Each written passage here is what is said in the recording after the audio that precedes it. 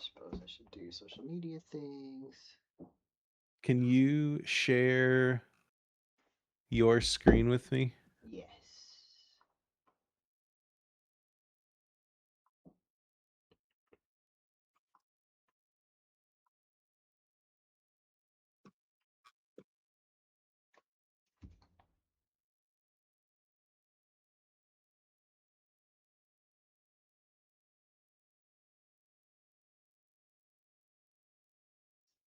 Oh,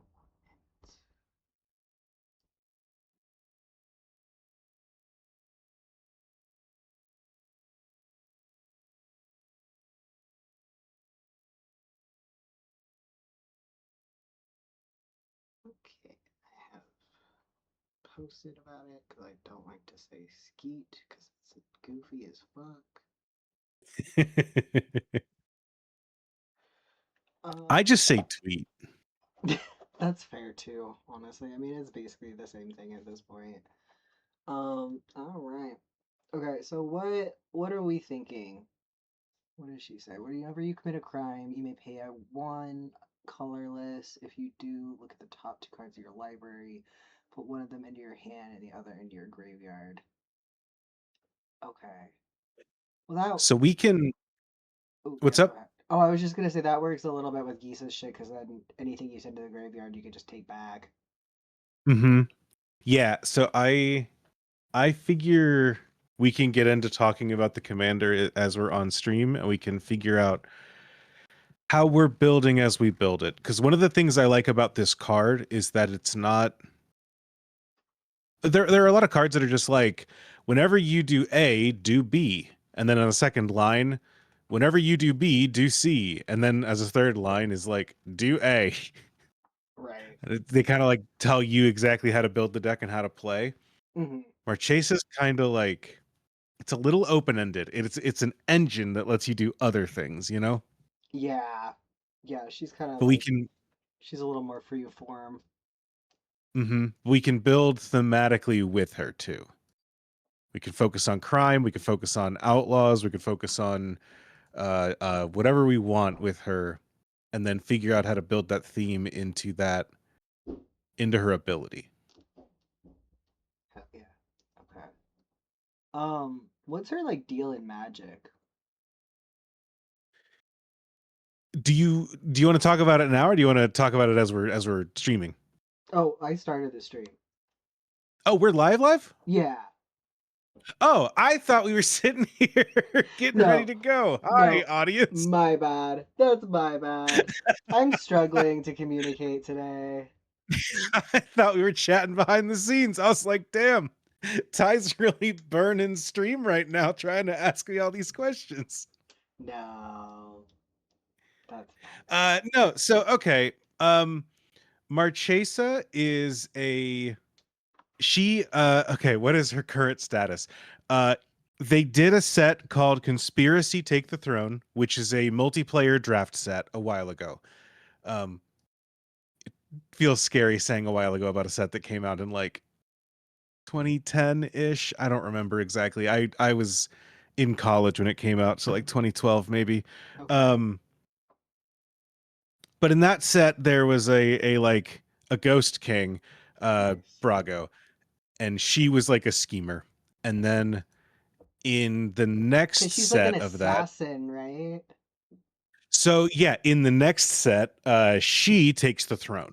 And she kills Brago and becomes the queen of Fiore, I believe is how you say it, is a like Renaissance Italy plane. Um, and then Outlaws of Thunder Junction comes out, and all of the villains go on vacation to Thunder Junction, is kind of the theme of Thunder Junction.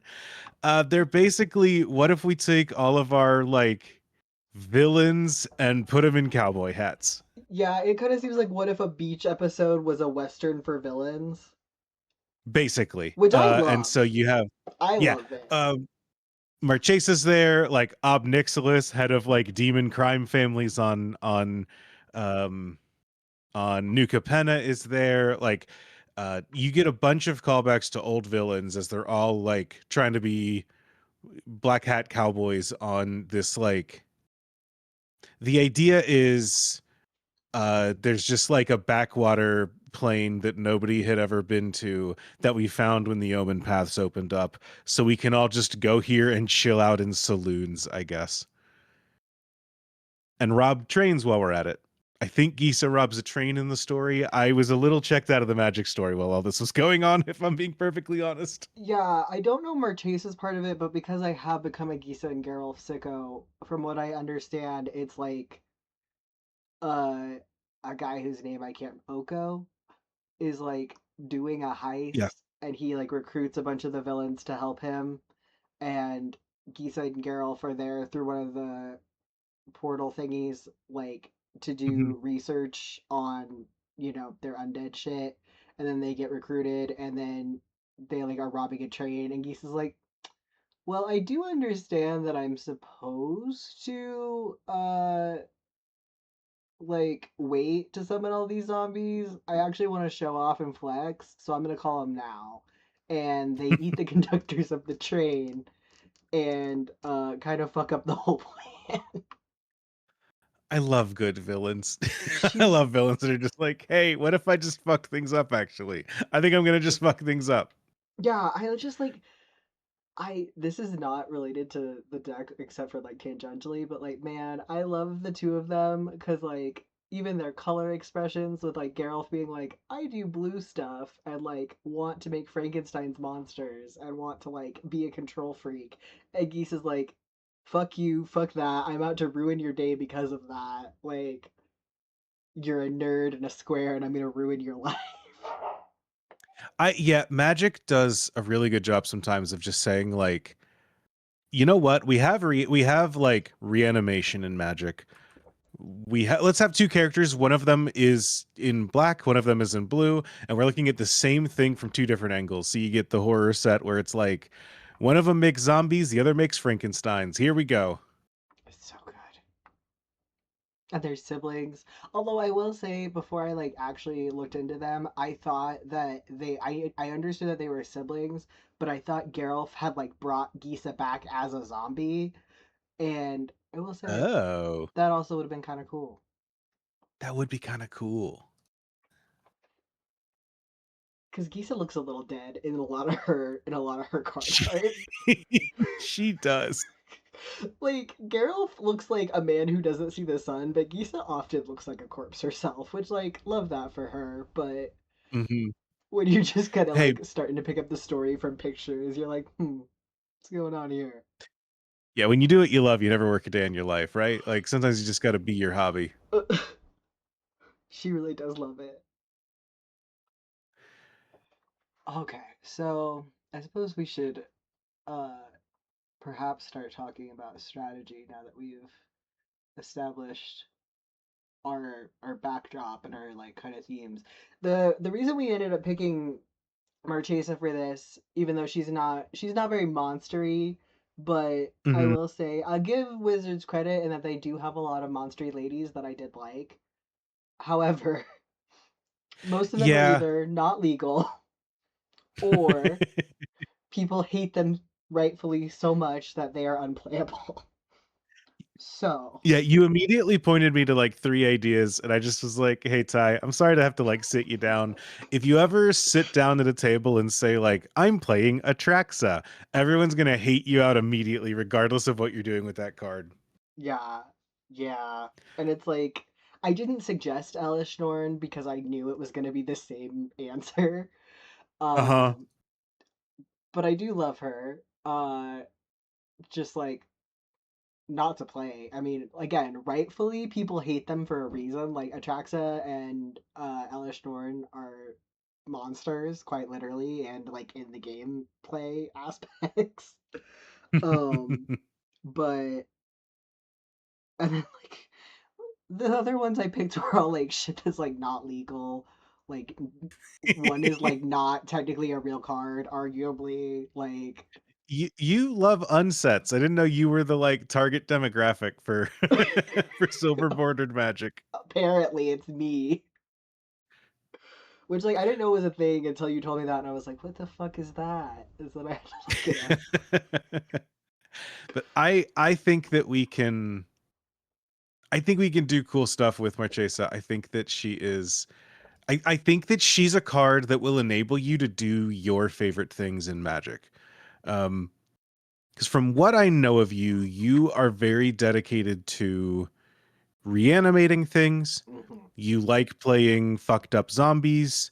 You like uh we're I'm gonna teach you to play Magic right and say that we're gonna teach you how to do interaction by saying we're gonna commit crimes, which means you have to target your opponent's stuff Yep. and you can't do the commander dirtle of like we're gonna sit and just tank and wait. We're gonna get in there and do crimes. And I'm Hell yeah. excited for this. Andrew, you will be proud to know that my favorite main deck that I've become obsessed with is a black and blue deck. So Good. I You're do after my own heart, Ty. I do be playing, which I wasn't expecting. When I first started, I was like very into green, and I do like green. I like green and black, but the blue and black, the zombie, the zombie shit just goes really hard in blue and black. Mm-hmm. Yeah. You can do some really cool stuff. Um, Also, thank you for the sub, Red Seraph. Hello, welcome to Mommy Monday. Welcome to Mommy Monday. We need you know the Flat Fuck Friday alligator. Uh-huh. We need something like that for this. I don't know what it is, but we need something like that for this. Yeah, we got to figure this out. I know that Mm, Riley added a bunch of new emotes to our channel that are a couple of us, and hmm. I think that we need to definitely make sure that we get something in there that's just like a mommy. It's Mommy Monday, baby. Um, But oh, go ahead. so I was gonna ask you, you've built a couple of commander decks now. What is your how do you tend to build a deck? Because Um, I'm happy to do as much as you want me to, but I don't want to just like steamroll you as we're doing deck building because I get excited. yeah, no, that's real and fair. So the one deck that I've like fully done by myself, with the exception of like you suggesting the commander for me, is my dinosaur deck, which is also a secret reanimator deck. Um, Hmm. where the whole concept is summon big dinosaurs, and then when someone kills them, bring them back, and then have more big dinosaurs.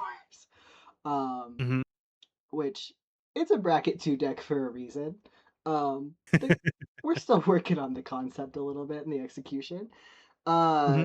The other one that I've like kind of has become my favorite and is like my main project currently is like started out with like it was like the pre-con brawl deck on Arena that has Gisa and Geralf as the commander, and I've Okay. just been like really fucking with that a lot. And so I really like reanimate.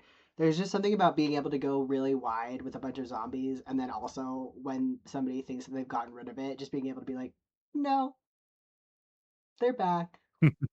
Hello. Hmm. Um, and then two, just like I don't know, I'm not a fool. I see the utility of being able to like counterspell and bounce and shit. So Oh, thank God. Okay. Good. Good. Good. Good. I'm not gonna have to fight you on this. Good. Because no, no, I get it.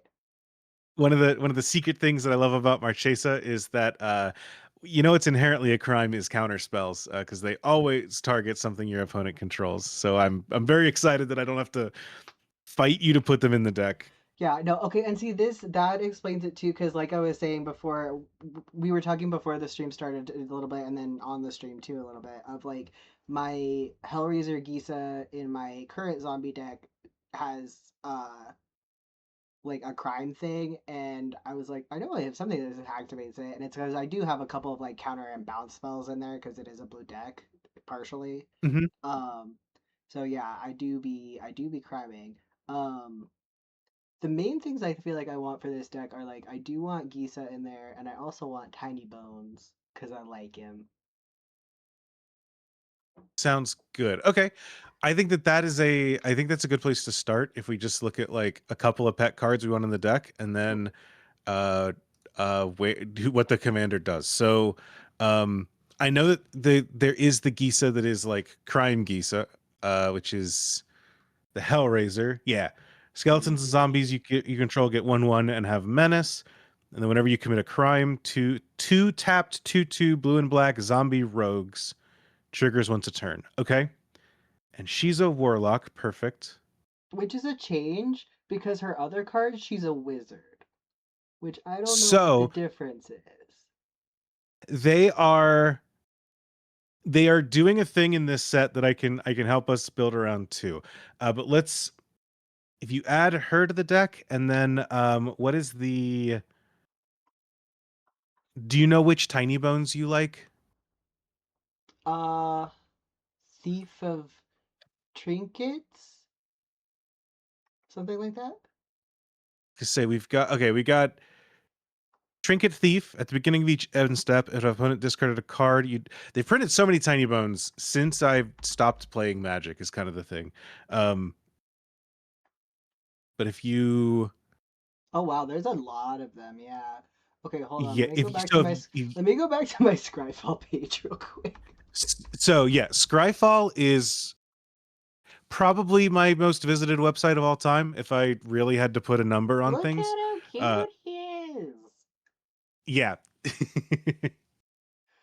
Whenever Tiny wants to pickpocket, deals combat damage to a player, you may cast a target non-land permanent card from that player's graveyard. What's up, Juliet? Ooh, that Uh, one. That one seems so crimey.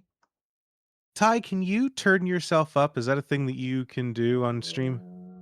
I can try. Let's see if I can adjust my stuff here.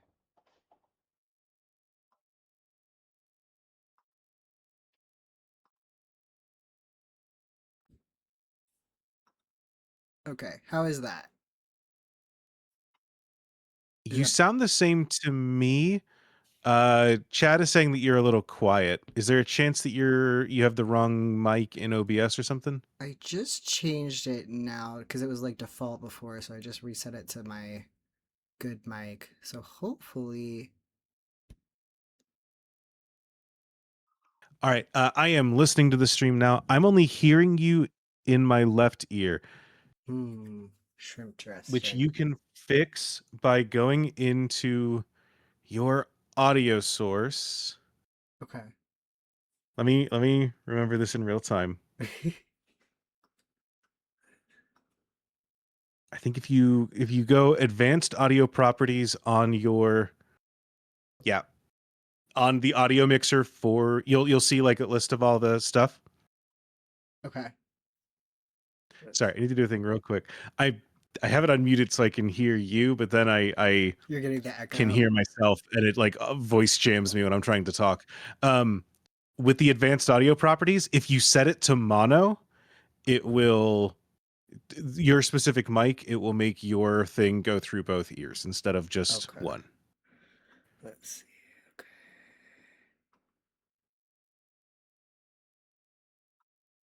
Where is it? Is it And the I, advanced audio settings in OBS? if you go, yeah, in OBS, if you, there's like the audio mixer in the bottom middle, right, where you see all the mic volumes. Mm-hmm. If you right click on that and then click advanced audio properties, it should make a little pop-up window.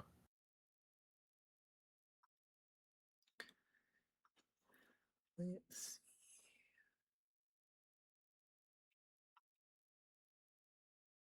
Let's see. I got properties, filters, and rename.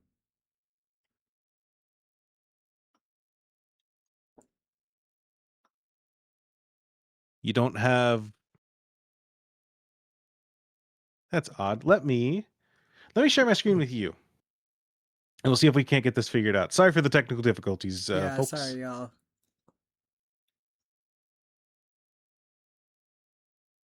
All right. Do you see my OBS in Discord? Discord. Let me. I see you. You see me. Yeah. Why is it just me? Did I kick the wrong one? I I love sure did. streaming. I love technology. This is better. Streaming's great. I love it so much. Okay. Um, Okay. now you see Yes, The now I whole see OBS. OBS. Yes.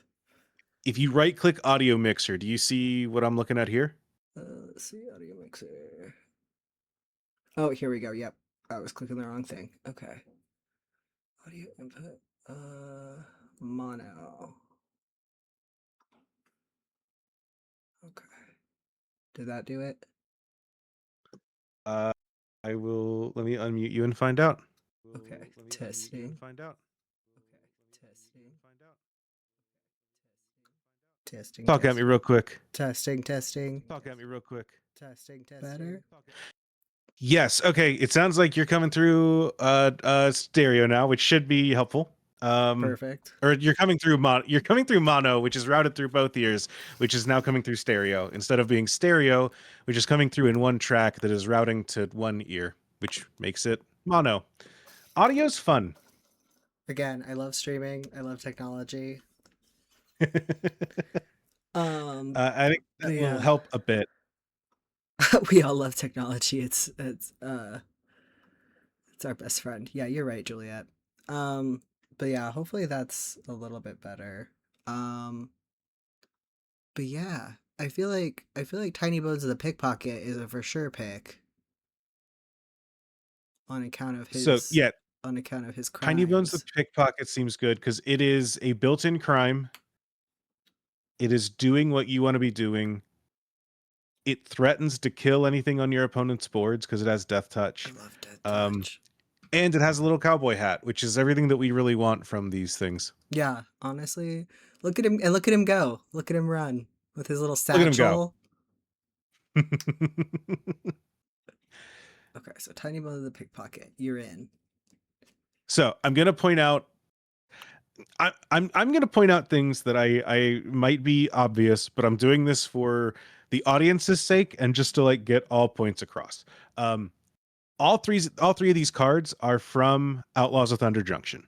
Um, and the reason that Gisa is a warlock in this set instead of a wizard is because if we I'm going to send you a Scryfall search real quick that Okay. is just cards from Outlaws of Thunder Junction that are in our color identity. Um,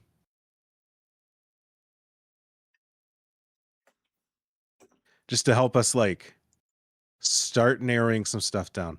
Okay. Um, Okay. in this set, one of the things that they really focused on was um, like what did they do? They did a what they call a batch mechanic, which is a magic mechanic where they're taking a couple different card types and putting them together as one thing. Um, and with it, they did Outlaws, which is um, where we are taking cards and saying that they are kind of the same. So Outlaws are assassins, mercenaries, pirates, rogues, and warlocks. So Ah. Tiny Bones, the skeleton rogue, Tiny Bones the skeleton rogue, and Gisa the Marchesa the human rogue. Uh, Gisa is a warlock, and the skeletons that she makes in this set are rogues, not just skeletons. It's all to play into this outlaw theme. Okay. Okay. I do think it's kind of funny that they're like wizard, not a crime. Warlock, crime. Warlock, yeah, uh huh.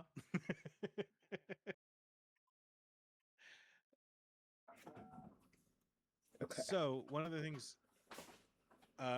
that I sent you this, we're gonna find a lot of cards that care about crimes and outlaws in Outlaws of Thunder Junction. Hmm. Um, I'm not saying that our deck needs to be built around them, but I do think that like when we're starting when we're starting from a specific set, kind of looking there for themes is good. And they usually put in stuff that, while it might not say crime on it, is being done to facilitate crimes. You know, they're accessories to murder, even if the card isn't murder itself. Yeah, I mean, a lot of this is already very much like, because it's mostly, because I mean, the crimes are just like interaction with opponent stuff, right? Yes. Yeah, crimes are the joke I heard when the thing was when it was spoiled was like, we're calling them crimes because they're things that commander players get upset when you do them. Which is targeting them, targeting their stuff, targeting their graveyard. Um, oh great, now we're taking everything that people don't like and we're calling it a crime now. Um, but yeah, I don't necessarily think we need to say, okay, every card that says crime in it, get in here. Every card that says outlaw in it, get in here. But I think that we're gonna, find some stuff in here that might be good.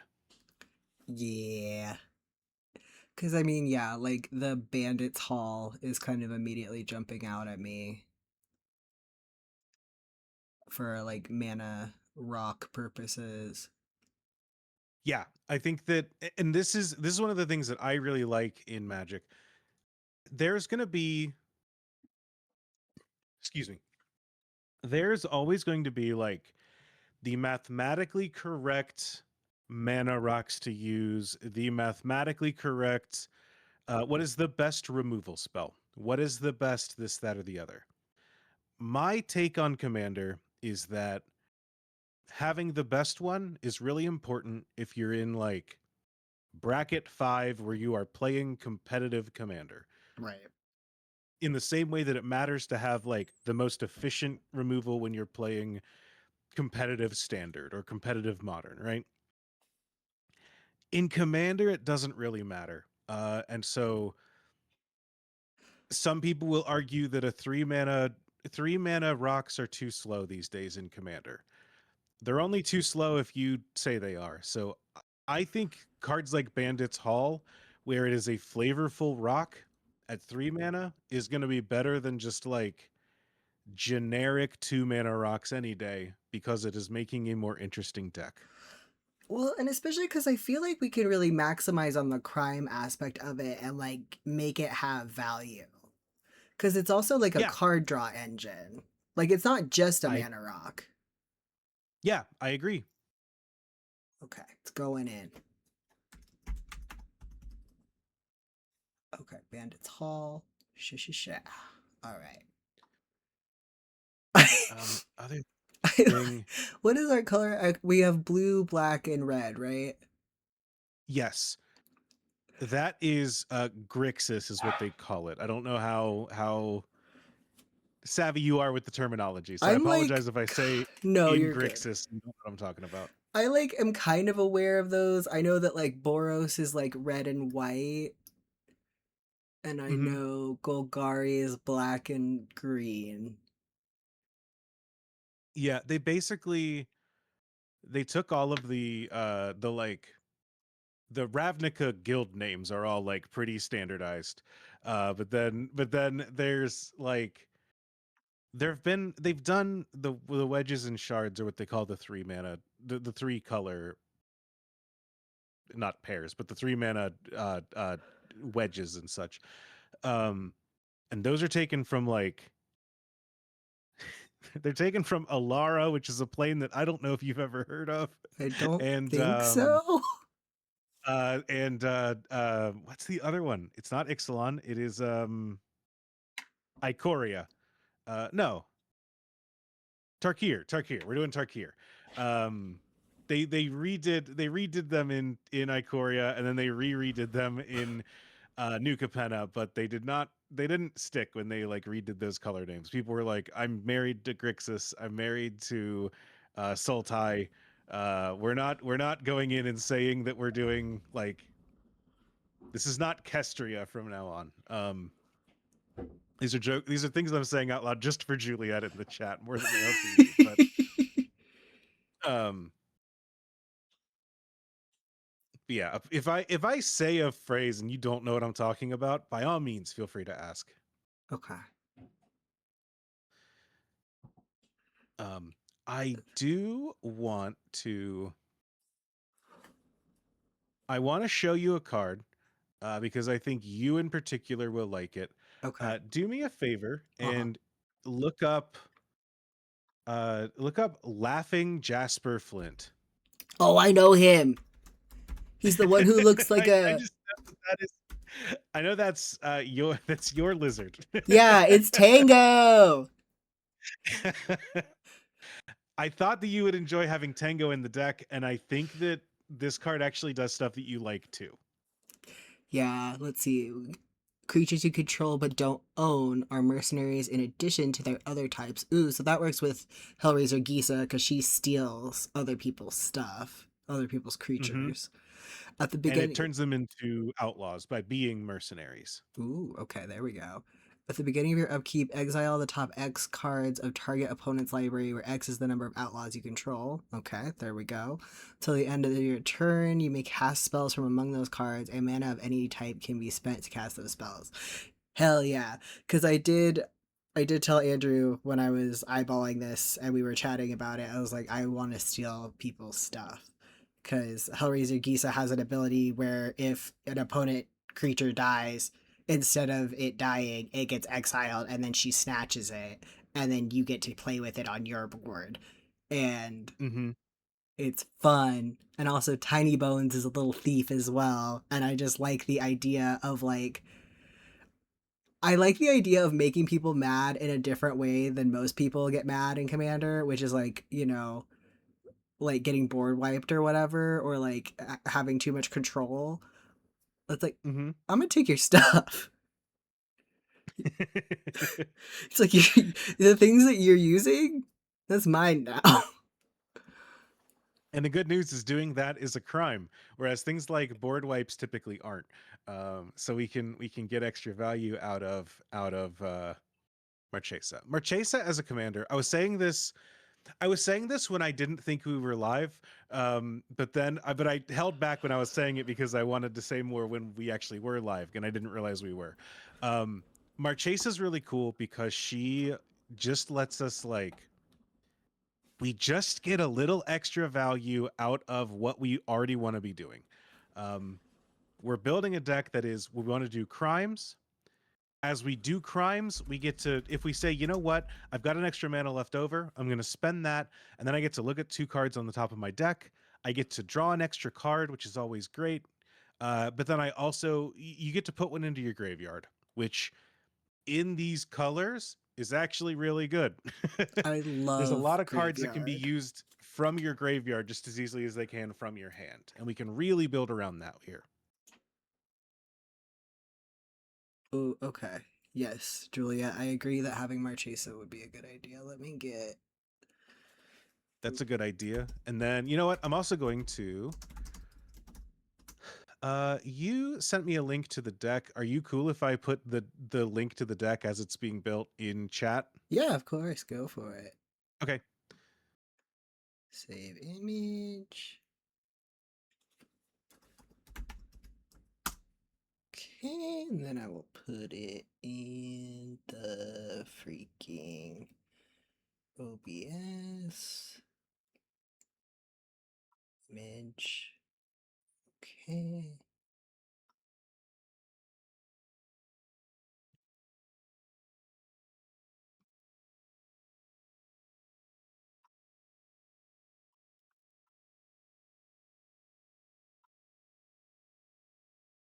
So that way people can follow along at home too. Kind of see what we're working with as we build. Let me know how that looks and if the size of the card is okay.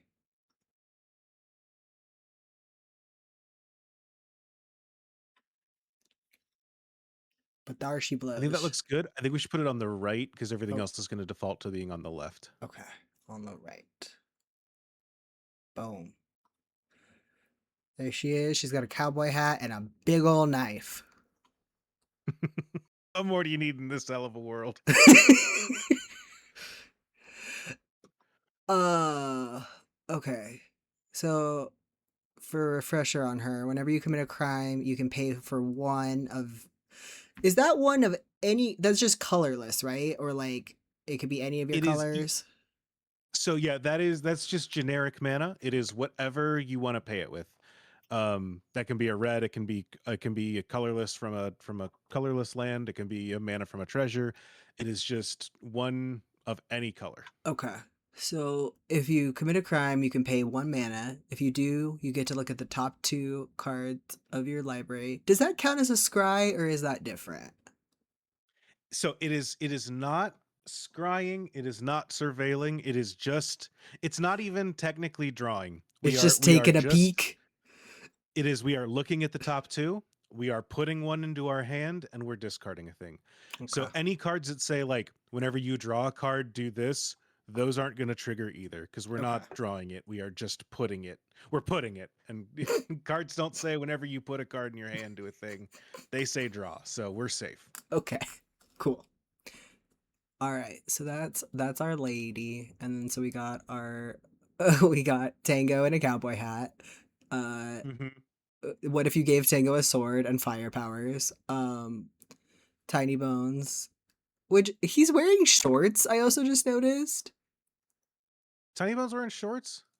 Yeah, Tiny Bones is wearing shorts. Look at it. He's You can wearing see jaunty little shorts, isn't he? he's wearing little shorts. Look, you can see his little skeleton knees. You know, those are high inseams on a tiny skeleton. Those are like, I was gonna say they're 3-inch inseams. They're on him. They're like 3 centimeter inseams. Yeah, Tiny Bones is showing the gams. Um, He's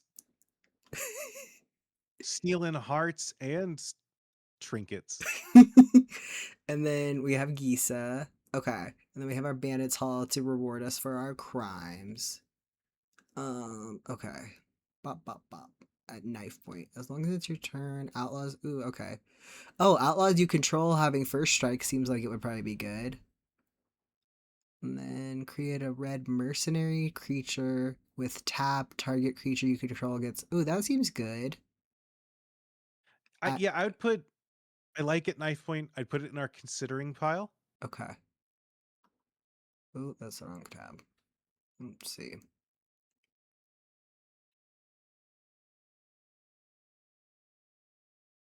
Which I mean, we don't have to. We don't have to directly tag it or anything like that. This is Cool. we're not locked into anything quite yet. So Okay, let's see what else we got in here. Vampire Rogue. Okay, whenever you commit a crime, put a +1/+1 counter on Blood Hustler. This ability triggers only once per turn. Which where is that for some of these other bullshit things? Um anyway. they do a lot of that for like balance for limited and for like to make sure things don't get really out of hand. They also, I think there are some things that are like whenever you put a counter on a thing, you can do a thing, and they don't want that to like make her go infinite with those. Yeah, I want more. I wish that there was like some way to do like more retroactive limiting infinite cuz it makes me insane. It's like I get it. I understand that you're having a good time with your toy, but also like you proved you did it. We're Yeah, good. Um I mean the game does have an outlet for that, which is that you're allowed to concede at any time. I know, but that's annoying.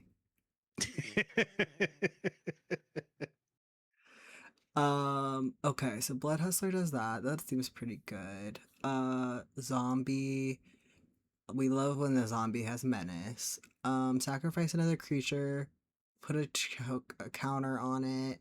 If an outlaw was sacrificed this way, create a treasure token. Okay, sure, interesting. I do like the idea of putting geese on a horse.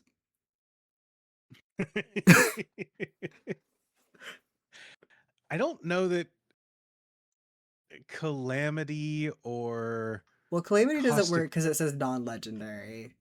Oh But yeah, yeah, yeah. let's see, whatever I don't caustic think I don't know bronco that would caustic have. bronco is really her style. I think we'll keep an eye out Yeah, for keep your eyes peeled for a horse. Also, oh, another tango. Why does it say turtle? That doesn't look like a turtle. That looks like a lizard. Okay, corrupted conviction as additional cost. Okay, so that's just a draw card. Um,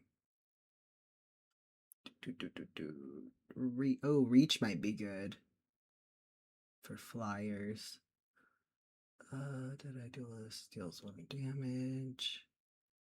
I think we can find more impactful cards that will have reach. Fair. Ooh, shrimp in a cowboy hat. I do love a shrimp in a cowboy hat. I love homirids. Whenever you commit a crime, each opponent mails 3 cards. This ability triggers only. Okay, so that works too, because then we could just get it back out of the graveyard. Yeah, but if this thing could target us, it'd be great. But it doesn't let us Oh, it's each do that. opponent. I Yeah. I was thinking each player. I still kind of like him. Hey, if you like him, this is Commander. We can play with whatever we want. Deep Muck Desperado.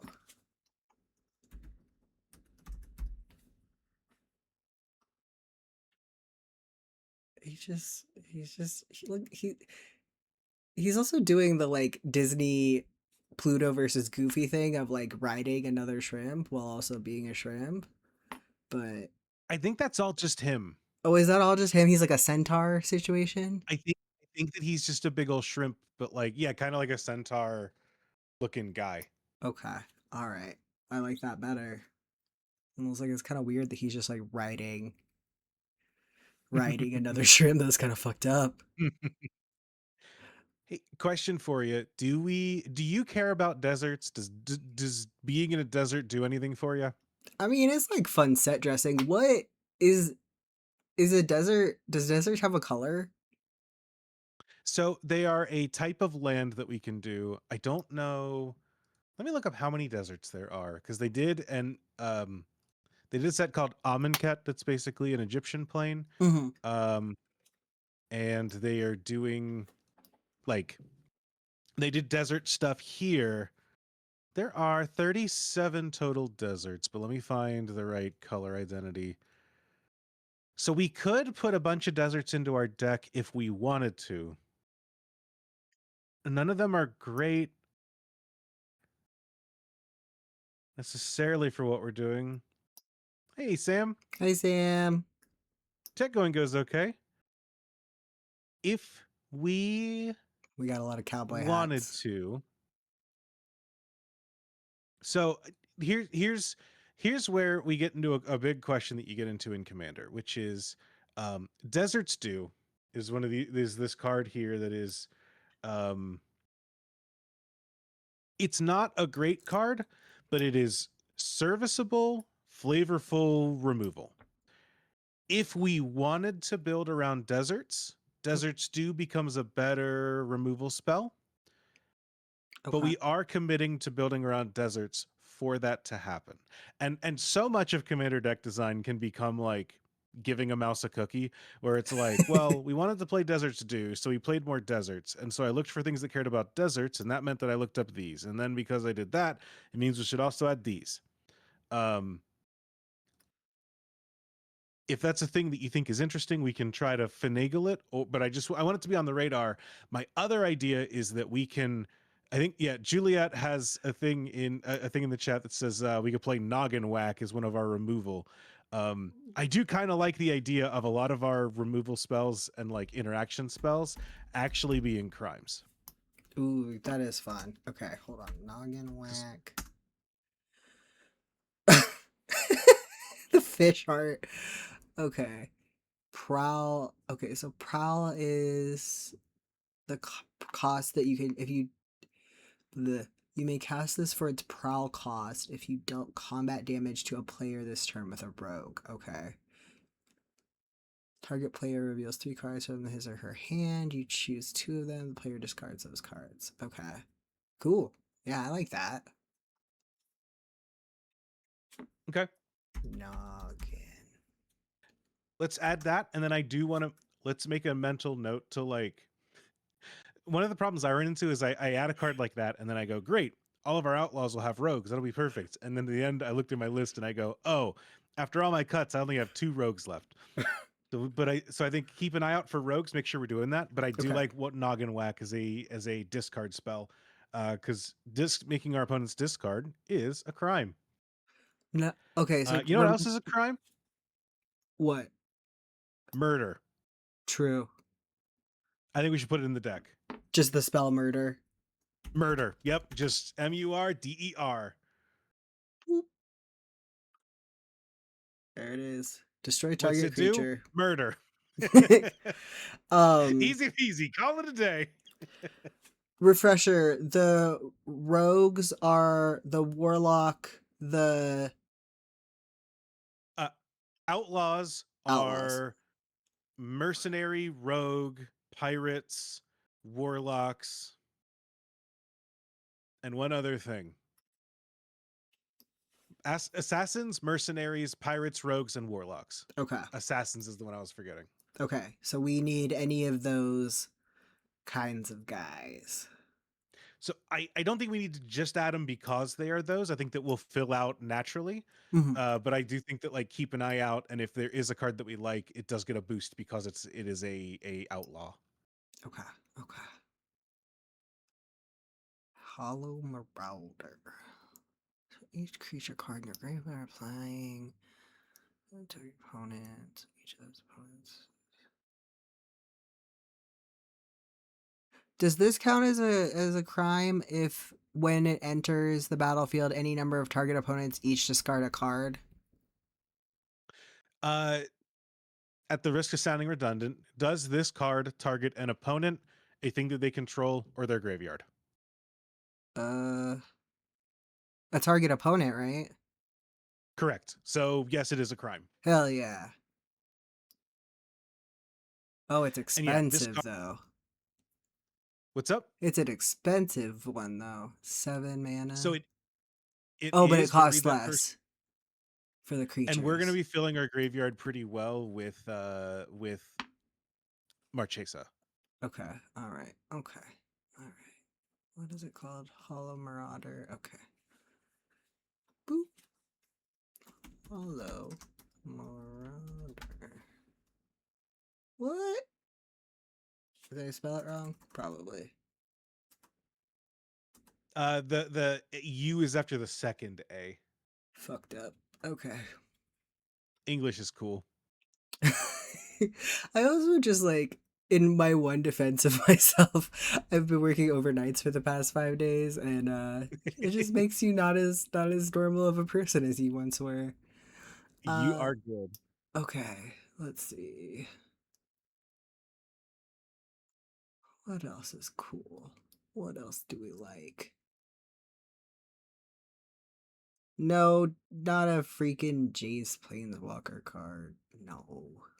No, no, no, no. Well, okay. All right. Fine. I listen. No, no, I I no. I defended Jason in the group chat earlier. I'm not gonna do it here. It's I feel that what you said about him is fair. I particularly don't like what they did with him in the story of Thunder Junction because it's like why you gotta just like smoosh him in there for what? I yeah, I agree with that. I think it's more of a I think it's on WotC Creative more than it is on people love On to him as a blame Jace for character. things that I think are like the creative team's fault, not his own. Yeah, that's probably fair. Okay, let's see. Okay, we already got As last one, far as Gasper. adding outlaws go, I think Karavik the Punisher is a really good one. Karavek the Punisher. Okay. How do you spell it? Care with a K? Oh, he's right there on the page that you were on. He's like Oh, at the very top, second card. oh wow, I fully can't read. Okay. When you commit a crime, exile up to one target black card from your graveyard and copy it. You may cast the copy. If you do, you lose 2 life. Okay. Alright. He's 3 mana. That ain't bad.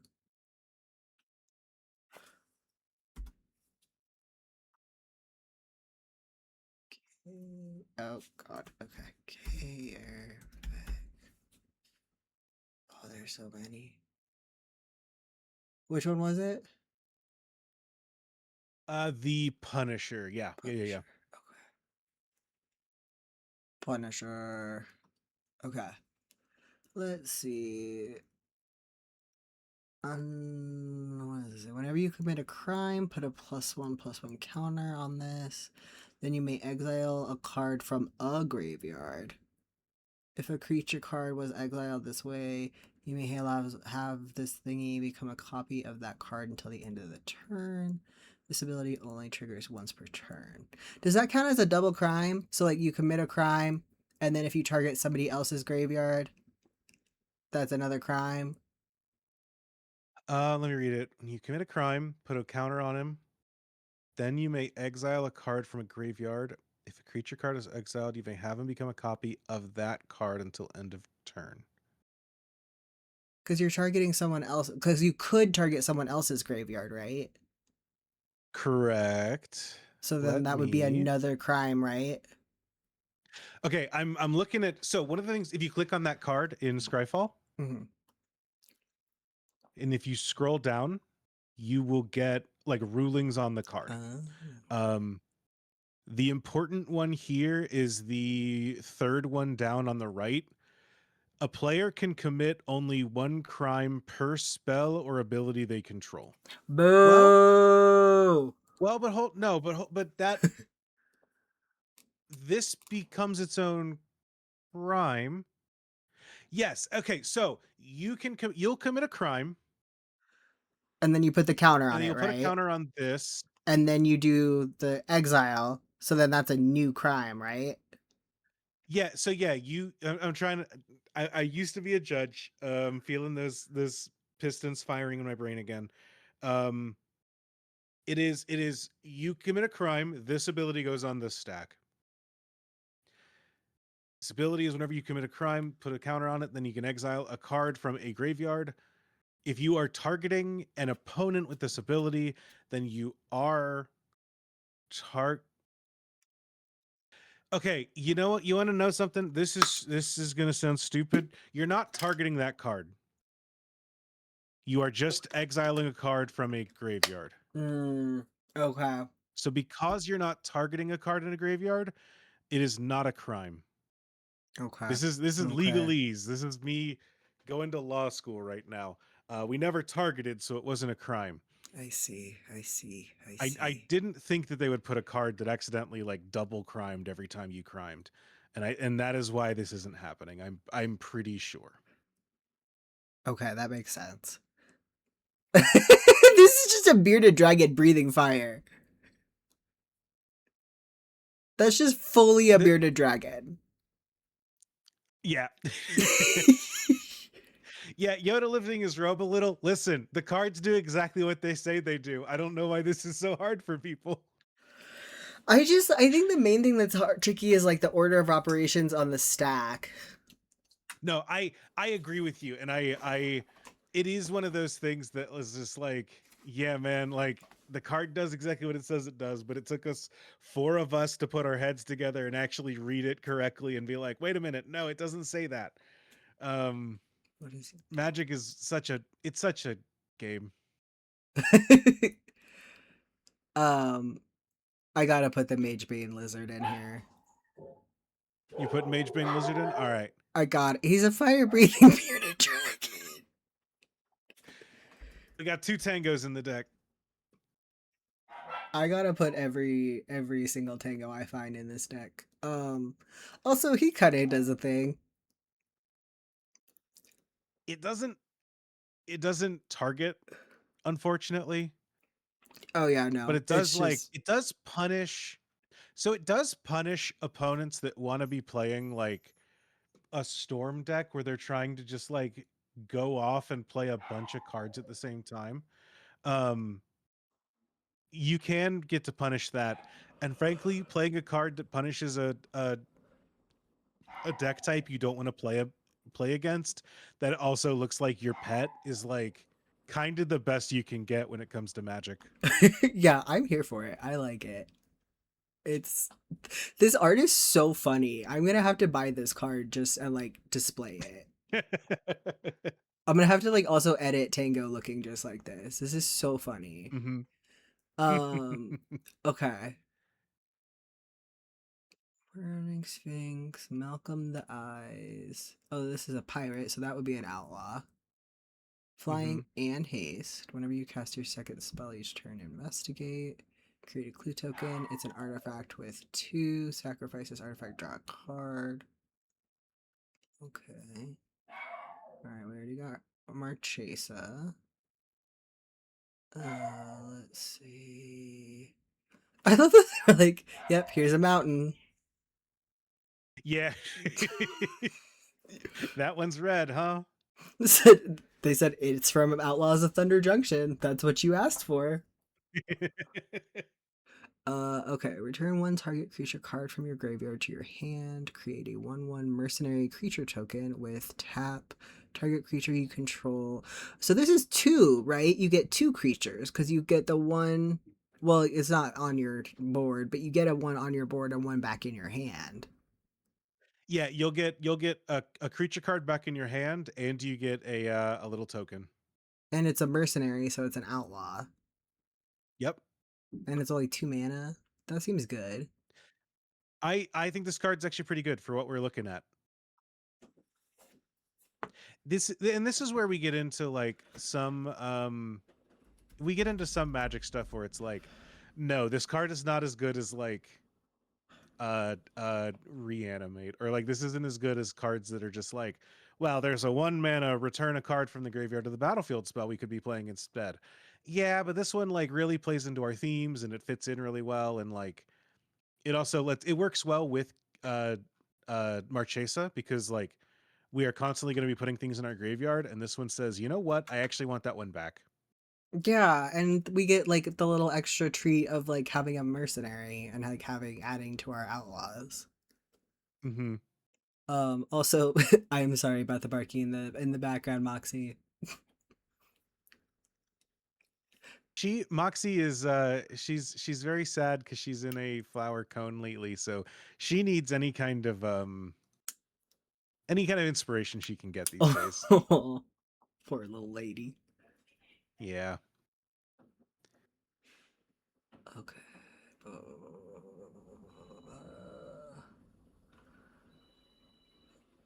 I think you should look at Obeka that you're hovering over right now. This is a card that I know that I pitched this to you as a mommy we could build around. Yes, I do Um remember.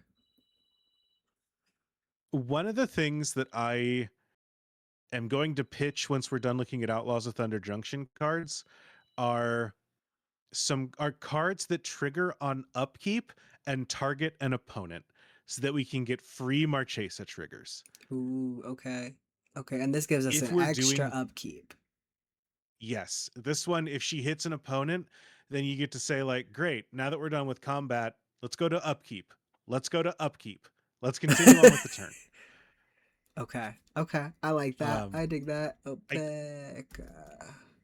was gonna say I would like to add this to our deck so that and I will elaborate further later when my plan comes to fruition. Ooh, and she's a warlock too. So yeah, she's firing on all the cylinders. I'm very down. Hmm. And she's beefy. Yeah. Okay. No, I know she's your type. I pitched her for a reason. And she's a 2/5. Okay. All right. Let's see what else we got. Outlaw Stitcher. When Outlaw Stitcher enters the battlefield, create a 2/2 black and black zombie rogue. Then put +1 counter, so this Ogre Mercenary, incur crime during your turn. Overzealous Muscle gains indestructible until the end of the turn.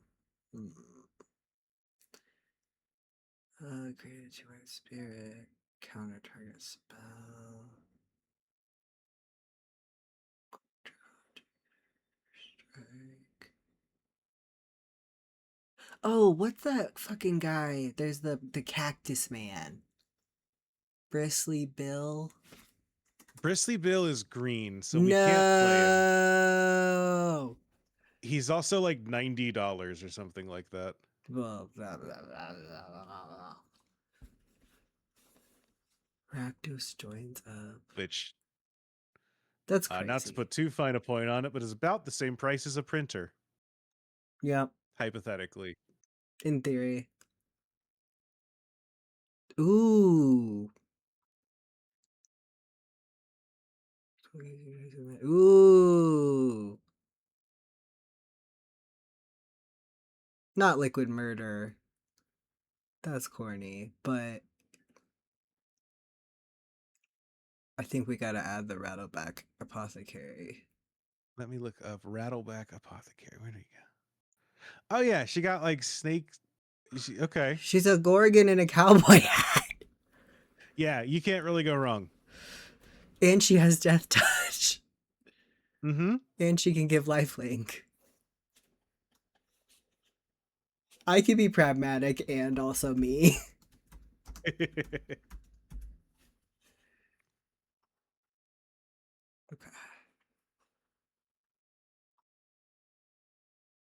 Razzle Dazzler.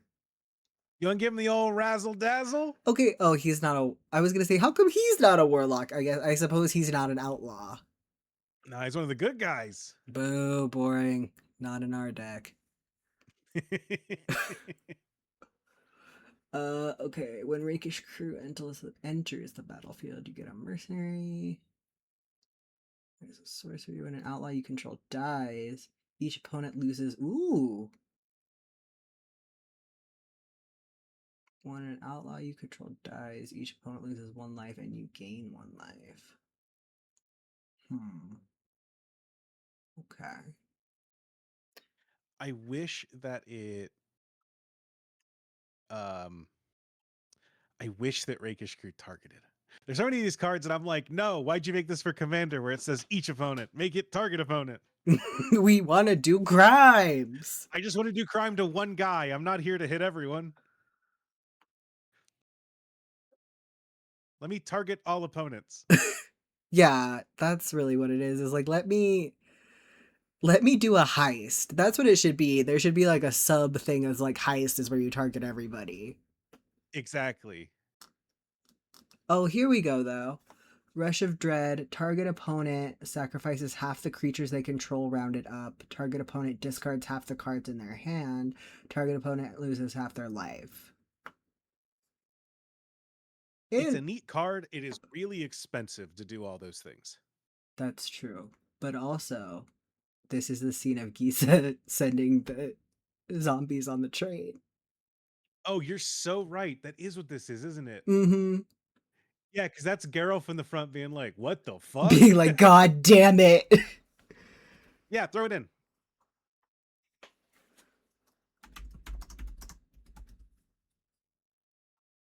Hell yeah. Okay. Human Ninja Rogue. To the battlefield. Casting. I don't know about all that.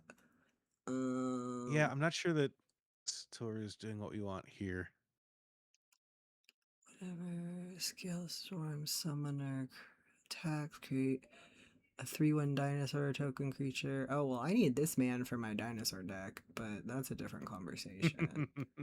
The spell costs 1 less to if you committed a crime, draw 2 cards. Eh.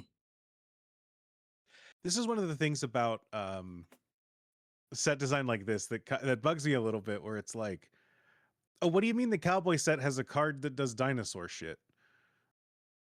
I Like, kind of like why is it. he here? I like that he's a dinosaur rancher. Especially because there's a desert card that had a dinosaur ranch on it on the other page. Oh, was there? Yeah. Maybe I'm wrong. I must be wrong then. Hold on. Let me see. Yeah, look, bucolic ranch and they're dinosaurs. Okay, I take it back. I mean, there are also horses, but I like it. It's a little Jurassic Have we looked at Parky. the repeatable crime O tag yet? No, because I didn't know that existed, and I'm very excited to learn that does, because I've been trying to find shit manually. Oh, okay. There was one that was down here.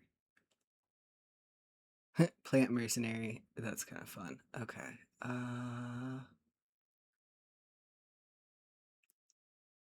Shoot the sheriff. Destroy a non-outlaw creature. That's targeted. 2. I need to get better at the Scryfall tagger. The Skyfall Tagger seems like it has a lot going on. It's so strong. This website is so good. Yeah, it seems kind of bananas. Yeah, getting into the tagger gets you into really good weird shit. Let's see. But like you can also use, even without the tagger, the other day I was able to put together, when I was putting together a list of cards to show you, I was able to put in like, give me a list of all legendary creatures that are legal in Commander and also have women in the art. And I was surprised at how well that worked Yeah, as that's a like, bananas. give me a mommy list. Okay, I do, Juliet, I do like Gev Skilled Scourge. He is a little guy.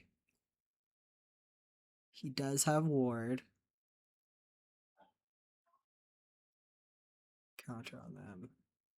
Whenever you cast a lizard spell, he gets to deal. Is that a crime? It is a crime. We need to put in more lizards to make this happen. Oh, that's true. We are We getting do have into we. the thing that is the problem with building commander decks is that you start building a commander deck, and by the time you're done, you've built 3 separate commander decks. Yeah. Because you're just like, well, I didn't have room in this deck for my lizard package, but I do want to be doing lizard shit. I was looking at him and being like, lizard deck? Uh-huh. I know you were. I It's a different stream. It's different. I do like, I mean, frankly though, I do like having a having a lizard sub theme works in our deck. It We got does. 100 cards and we're not filling 40 of them with like staples, so we're set. Hell yeah. Okay. We'll put him in here for now at least, and we'll see how we feel. Sounds good.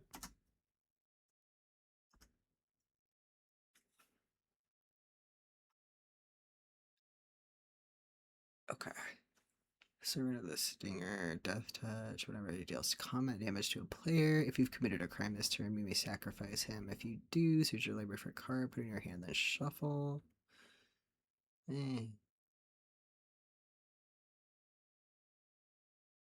Okay. Boop.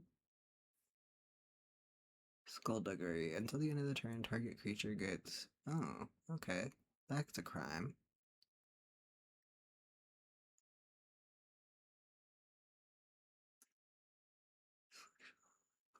Oh, I can't read. I thought that said lick picker, and I was like, what does that mean?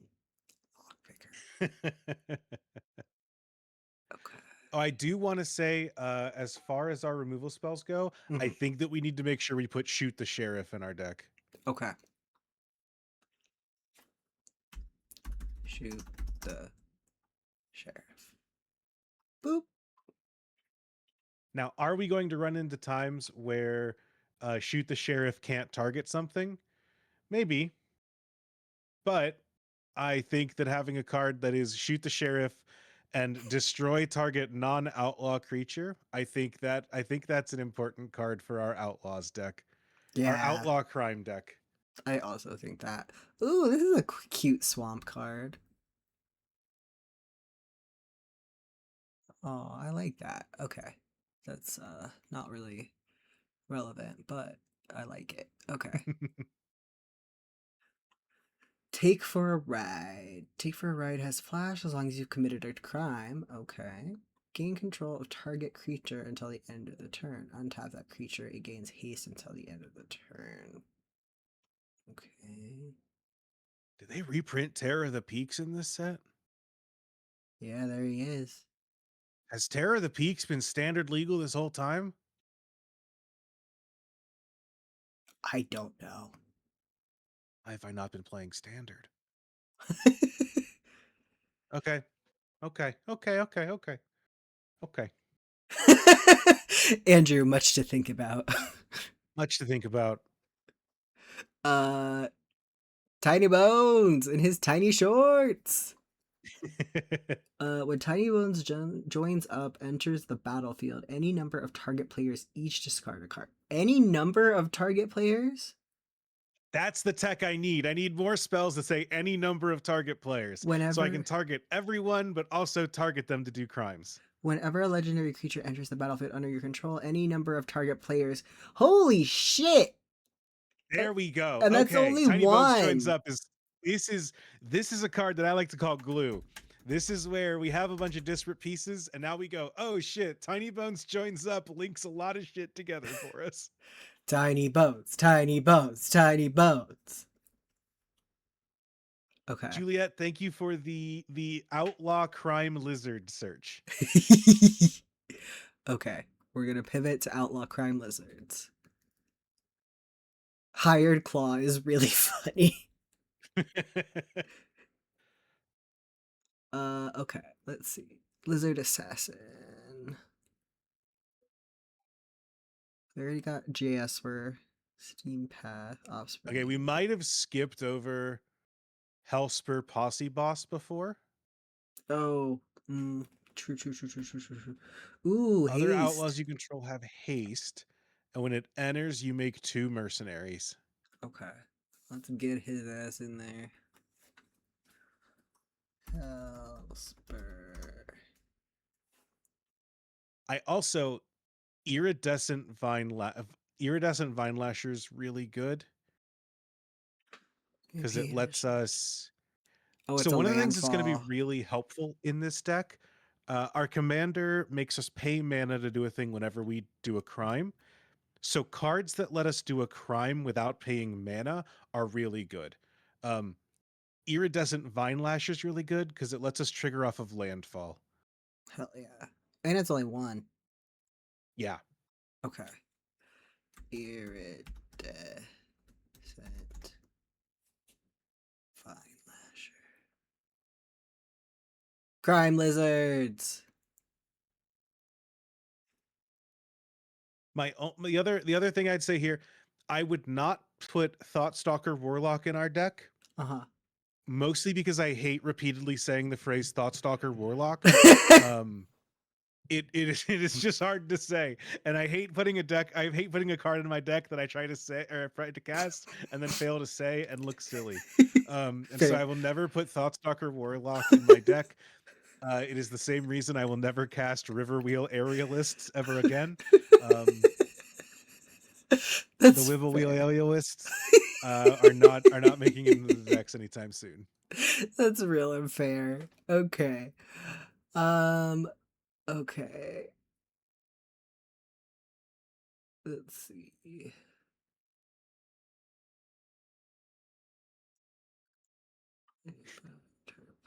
I do um I do think we are at a point. It's so fun building a deck with you, Ty, because I am looking at our deck right now. What percentage of mana symbol? Oh, you looked. Don't Oh, click anywhere else. Don't do anything. okay, I What will. I will. percentage of mana symbols in the deck do you currently think are black symbols? Like probably 70 to 80%. Oh, we are currently at 80%. Yes. I swear I didn't cheat. I swear that was a real guess. I just know myself. Yeah, I know us. I just really love black. It's my favorite. It's my favorite magic color. Okay. What were you gonna say, Andrew? I was gonna say, speaking of good black cards, I also think Vadmir New Blood and Vile Smasher Gleeful Grenadier are good. Yeah, they look. Yep. We'd be doing crimes. They have outlaw stuff. Okay, Vadmir. Also, vampire in a cowboy hat. It's good because he can go out in the sun now because it covers him. Yeah, he can be in the desert. Juliet, did I ever tell you about my friend in I'm gonna Ty, I'm gonna say a lot of words Okay. that you and a lot of people in chat are not gonna know. But Juliet, back during Kanzatarkir Standard, I had a friend who was playing Jeskai Ascendancy, that tokens deck that was really cool. And one of the weird bits of tech that he had was that he ran a copy of Empty the Pits in his sideboard, because he knew he was going to play against a bunch of people on mono black devotion who would run their own Urborg to make all lands into swamps. So while he was storming out, one of the things he could also do was tap all of his lands for black and then exile all of the things in the graveyard that he needed to, so he could put a bunch of zombies into play in addition to all the other like monk tokens he could create. I heard zombies and I liked that.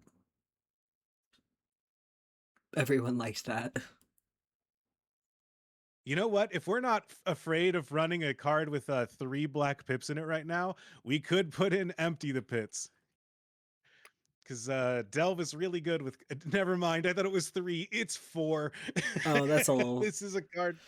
It's a card that costs XX 4 black. Oh, Uh, that's like a meat hook uh, massacre. yes, it is. It's Delve, so you exile everything, and you exile a bunch of cards from your graveyard to put X 2/2 zombies on the battlefield. Whew.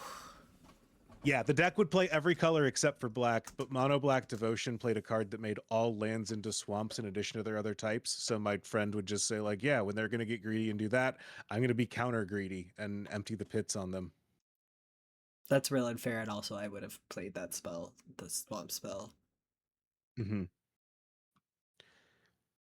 So we have. I think we're at the end of the Thunder Junction cards. We're at the end of Thunder Junction. I've looked through the Thunder Junction Commander deck cards. There aren't a lot that I think that we really want, but I do want to call attention to a couple. One is a card called Bounty Board. Bounty board. Okay. Artifact. Add 1 mana of any color.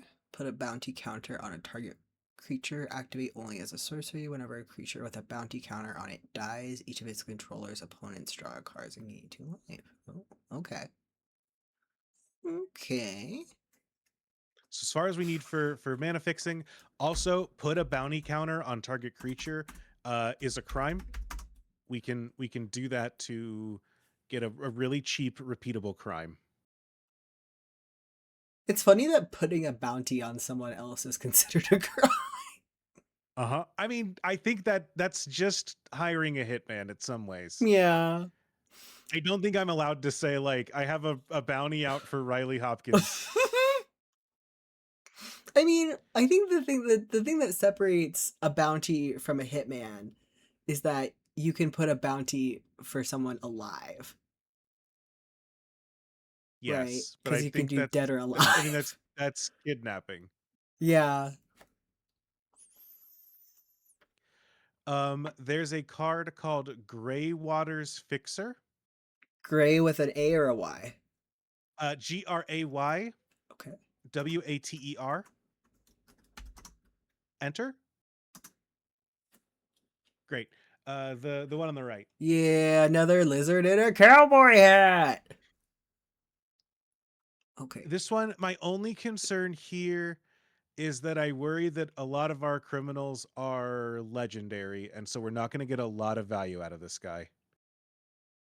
Oh, okay. Good. Now that I'm looking through the list, I do think that we have a lot. If you're interested, I think we can add it for now and then remove it later if we decide we don't want it.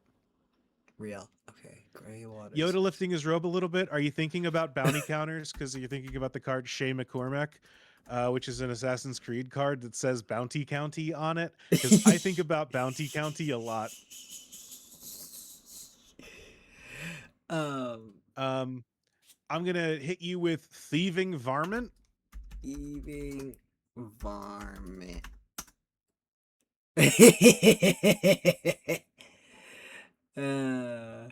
What a little guy. What a little fucking creature.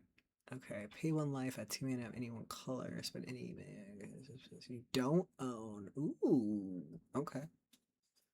Okay. Okay. It could be worth it as we get to stealing other people's stuff. And then Ty, do you hear that? What? Do you hear that? What is it, Andrew? Well, it sounds like the boys. The boys. Well, guess who just got back today? The boys are back in town. I just sent a link in chat. Uh, Return X target outlaw creatures from your graveyard to the battlefield. Ooh. The boys are Hell. back in town. Hell yeah. Hell yeah. That rules. That rules. Look at them. Uh, Also, um, the flavor text, very funny. Well, there's a good day's work ruined. Aaron Nath, Almond Port Gravedigger. Very funny. Um, okay. Any other Guess who just got back today? Them Wild Eyed Boys who've been away. on their skeleton horses? Okay. All right. Oh boy, we have a single blue card, don't we? Okay. Oh no, Obeka's blue too. All right. We might well, maybe not. I was about to say we might have to pare this down to just a 2-color deck eventually, but now that I think about it, they don't all work that way. So we need to it's fine. It's fine. We just need to find blue cards that we like. It'll be fine. Yeah, Um we got this. so the next thing that I want to hit you with, um we need we want to be committing crimes. Mm-hmm. Um, we've got a lot of cards that care about crimes. We've got a lot of cards that like say crime on them, and so doing those crimes, I think, is obviously important. Um, and the other part of this is that if you just search in Scryfall, if you just search Marchesa, Marchesa, Okay. the first Marchesa card was actually, okay, I'm wrong about this. The first Marchesa card was Marchesa the Black Rose. That card with the throne, if I'm remembering correctly. The second Marchesa card is the one that I care about, and that is Queen Marchesa in the bottom right. Queen. Um, we're not putting her in the deck because she's a white card and not blue, and we can't put her in. Boo. But uh, she's a human assassin. When she enters the battlefield, you become the monarch. Was kind of her big deal. She introduced a mechanic called Monarch that is one of my favorite mechanics in the game. What do you know about the Monarch? That's the thing, right? Where you're the monarch, and then if someone deals combat damage to you, they become the monarch, and then you get to draw a card Yes. in your end step. Yes. So if you're the Monarch, at the end of your turn, you get to draw an extra card. And then yeah, if an opponent hits you, they become the Monarch, and then the control of the Monarch passes around the field.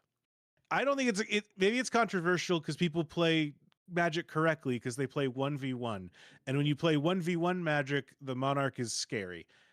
In Commander, what Monarch does is make people attack each other, Yeah, it which is something incentivizes that, interaction, right? Which is good. yes, and Commander players hate interacting, but we're here to interact and we're playing with the Queen. So one thing I want to pitch to you Mm-hmm. is if you let me get a search real quick for us to work with. Okay. Um Cause yeah, I just yeah, that is something that I have noticed. Like people just kind of like want to like run their engines, which is like fine, but mhm. we're playing a multiplayer game for a reason. So yeah, I want to hit you. Okay, they are all the same phrasing on the cards.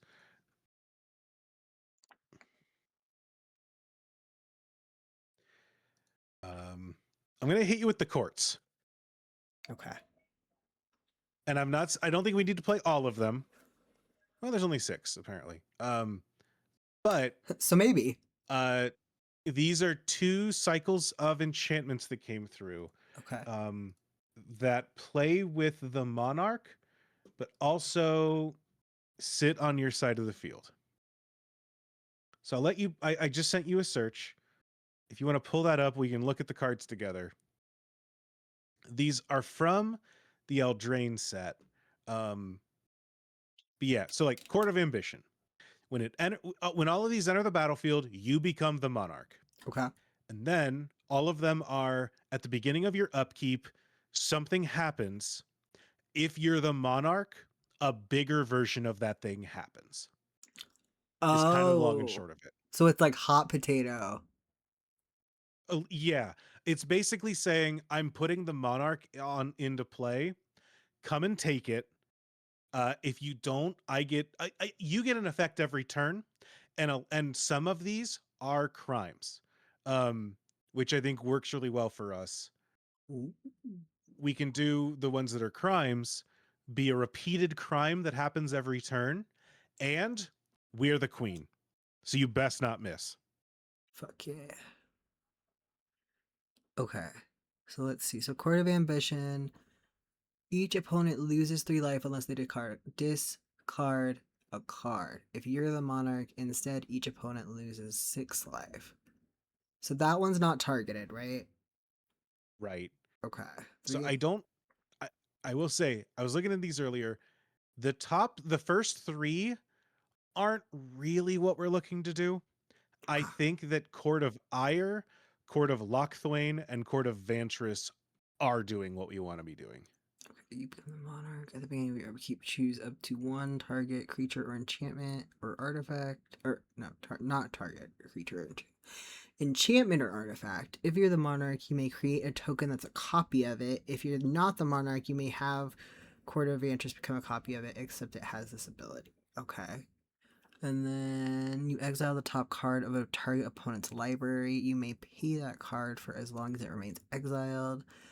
And mana of any type can be spent to cast it. If you're the monarch until the end of the turn, you may cast a spell from among the cards exiled with Court of Lochthwain without paying its mana cost. Okay. And then at the beginning of your upkeep, Court of Ire deals 2 damage to any target. If you're the monarch, it deals 7 dark. So that one doesn't say. Oh, deals. Any target is the same as target player, right? Yep. Okay. If you target them. Okay. So Cool. the back three, Ire, Lochthwain, and Vantris, they all target something. And they're all fun. TM, Andrew says. But I think that they're all easily repeated targets, they're easily repeated crimes, whether you are the monarch or not. And the Court of Lochthwain does what you want to be doing, which is stealing your opponent's cards. And then Court of Ire lets you start hitting people for chunks of damage if they let you keep being the monarch. And Court of Vantris lets you get to copy their stuff in a different way. So Hell yeah. Yeah, our enchantment game I feel is very strong right now. I like enchantments. Enchantments are fun. I also like enchantments. I like rooms. Are there any good rooms you think for this? Oh, I don't know, and I'd have to turn my monitor sideways to find out. Let me That's true. The rooms that let's is all. look.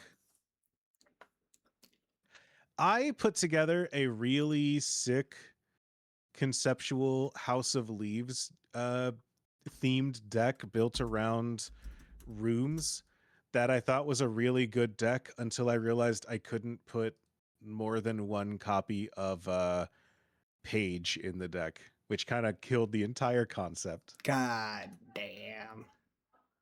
I forgot that you can only have one of cards in Commander. Right. Cause like I know I use this one in my zombie deck, the Cadaver Lab slash what's it called? Defiled Crypt, but it's mostly just in service of resurrection. It doesn't do much for us in terms of like crimes or anything. Mm-hmm. And horrors aren't outlaws. Juliet, I did a deck built around the there's a legend that cares about rooms. I don't remember her name, but the whole deck was like we're doing a bunch of Page, the new legend from Secrets of Strixhaven, but I made sure that there was like one red Minotaur and a bunch of like little things like that that were just like specific references that worked. Um, let's look. I'm looking at rooms. I didn't realize that uh, Scryfall was really helpful and turned the card sideways for us, which is really great. Mm-hmm. Um,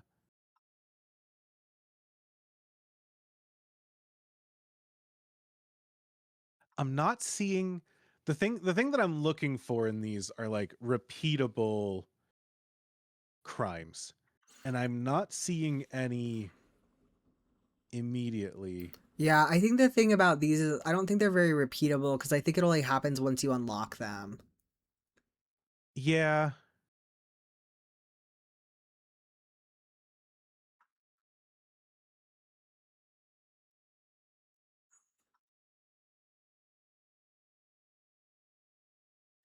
yeah, I'm not sure that many of these are gonna do what we want them to do. Yeah.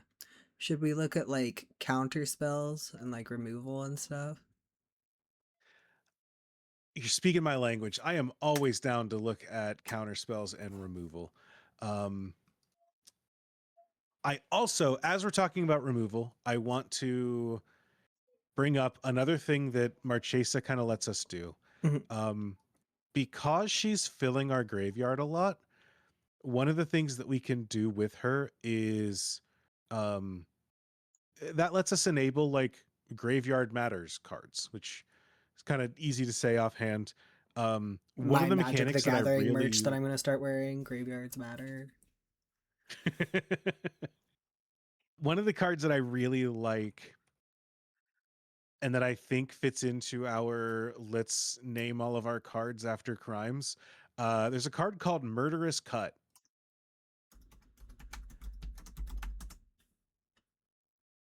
Okay. All right. Okay. which Each card you, starts at 5 mana, but you can. I'll let you read. each card you exile from your graveyard while casting this spell pays for 1. Okay. Destroy target creature. Okay. So we have all the things in our graveyard and then we exile them to make this less. Right. So Okay. you can pay 1 mana and then exile 4 cards. So if we've done a couple times and we've like exiled two we just like put a bunch of lands in the graveyard or whatever, now we can get rid of those in order to make this card cheaper.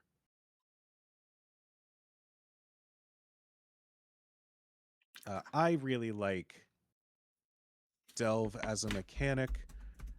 Um, it has broken the game twice, if I remember right. Um, in two different formats. Well, no, they well, um, there's a Delve counter spell that I don't necessarily know that we want to do because it's not a hard counter, unfortunately. I think that Murderous Cut is the only one that's like a real crime. Yeah, Logic Knot is the other counter spell. What's Tombstalker? Yeah, it's just a 5/5. So there's oh, Juliet, are you forgetting Treasure Cruise and Dig Through Time?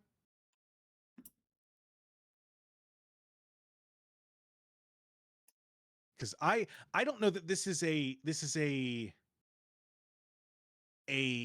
Treasure Cruise Dig Through Time deck per se, but I do really love Treasure Cruise. Oh, no. Hogak. They printed Hogak, and that also broke modern. Hot Gak Summer. Have you ever seen have Ty? I don't know if you've ever seen one of the strongest cards ever printed. I'm gonna link it in the chat. It is my good friend Hogak Arisen Necropolis. It's a very Ty card, I think. Okay. Not a mommy, but a very good card. Oh, I've seen him.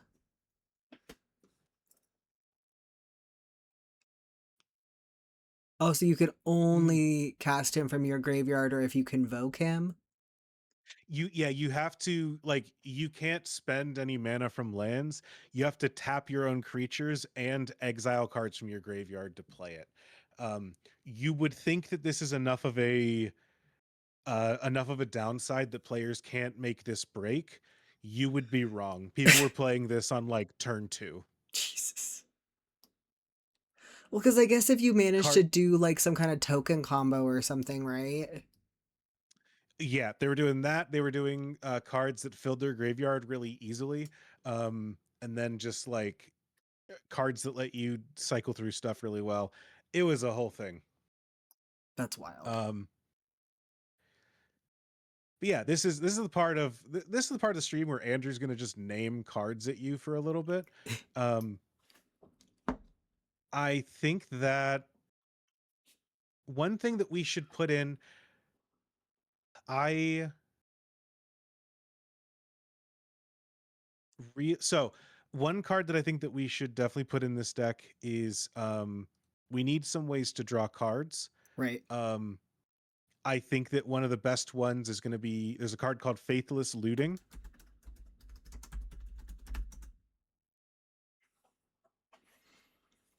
Draw 2 cards and discard 2 cards. Oh, and it has flashback. Yeah. So this is not it's not quote unquote card advantage in a pure sense. Because we're drawing 2, discarding 2, but what we're doing is filtering our hand for what we want, and we can play this from the graveyard. So if we look at this with Marchesa, we can just put it in the graveyard and then flash it back later, and it's like we drew it in addition to the card we actually put into our hand. Hell yeah.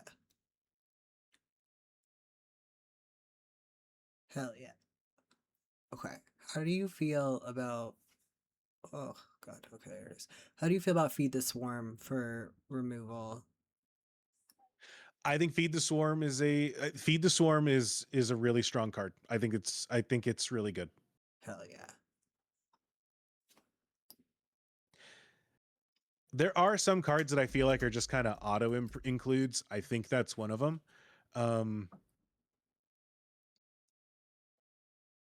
I think that I'm gonna hit you with a card that is not good. It's unfortunately not gonna be like related to the deck very well. But Glasses of Urza.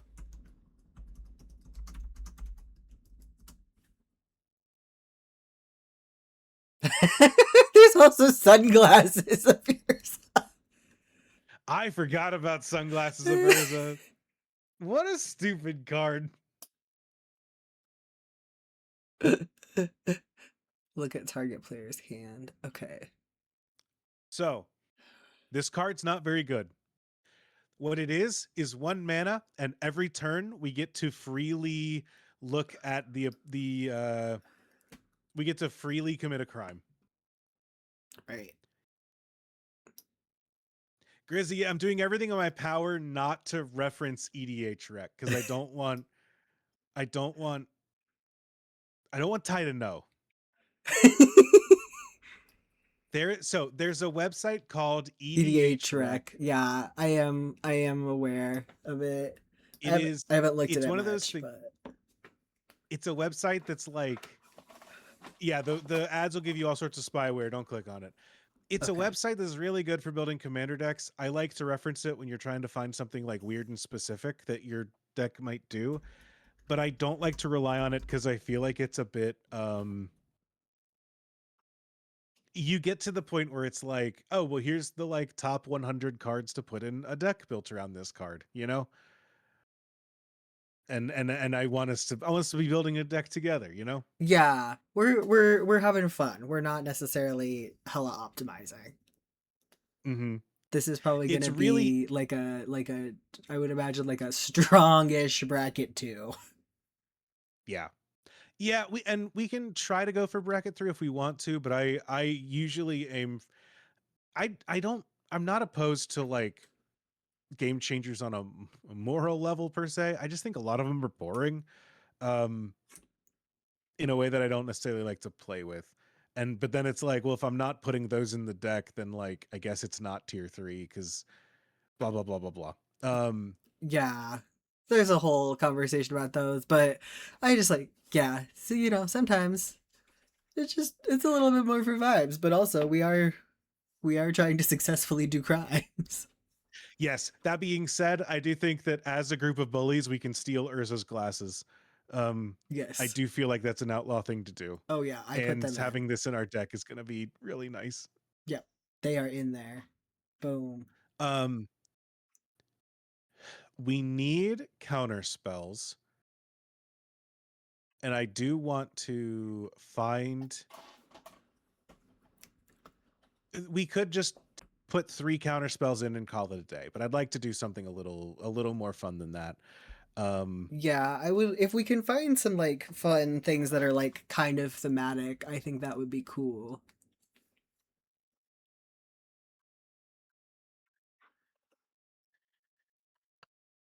I'm gonna search. Oh boy, I want to search counter target spell, but there's 300 of these things. Um, Here's what I would recommend. I am going to counter target spell and I'm going to search by EDH rec value, which is not something that I always go for, but it is like I don't need to see a card printed in 1994 that's like 7 mana counter target white spell, you know? Um, Yeah, that's fair. That's real and fair. so I sent you a link that I believe is going to be sorted by EDH rec level, which is kind of sorting by power level. But what we're going to do is ignore the top couple lines for a minute. Okay. Um,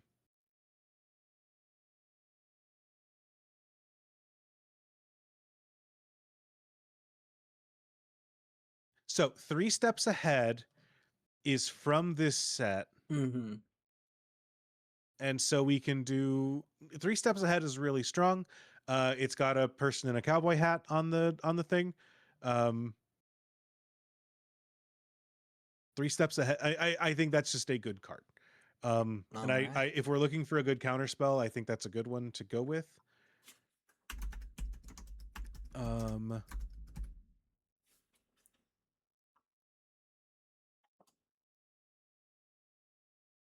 Okay.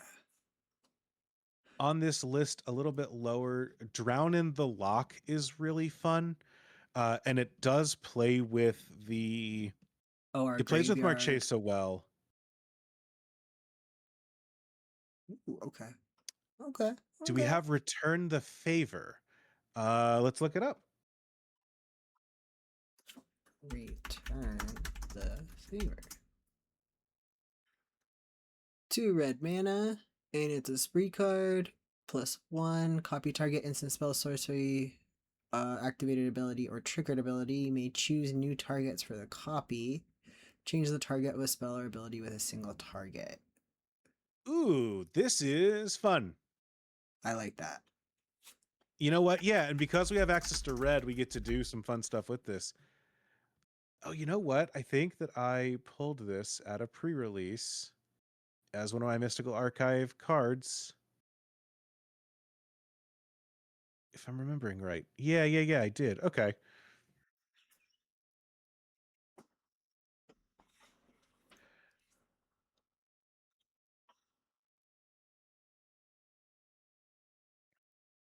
Trying to look and just find like the thing is that like in every set you're going to get cards that are just like here's a 4 mana counter spell with the set theme or whatever. You know, here's a 3 mana one with a set theme on it. And those are I think fine, but I want to make sure that we're not like I don't there's such a difference between like making sure we're playing cards that are like on theme Mhm. and just like making sure we're not playing bad cards, you know? Yeah.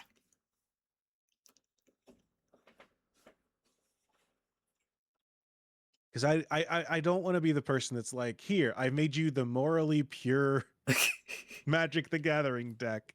And then you're like, wow, thank you. Every card costs 4 mana so that I avoided anything that's currently on EDH rec. Um Sinister Sabotage is a card on here. It's on the second page. It is 3 mana, counter target spell, surveil 1, which is kind of letting us do the Marchesa thing. Okay. What is it called again?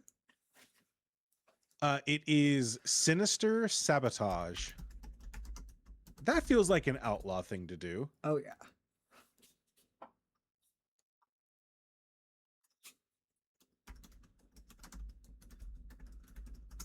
That's the other thing. One of the things I like to do is I like to play cards that make me feel like I'm doing the thing that my deck is. Where I'm Yeah. like, yeah, I Yeah. did sabotage, I did murder, I'm an outlaw. That's what I do. Yeah. I am very with that. I like that. Like this is a deck where we're like kind of telling a story, so I think it should reflect that. Mm-hmm. Let's see.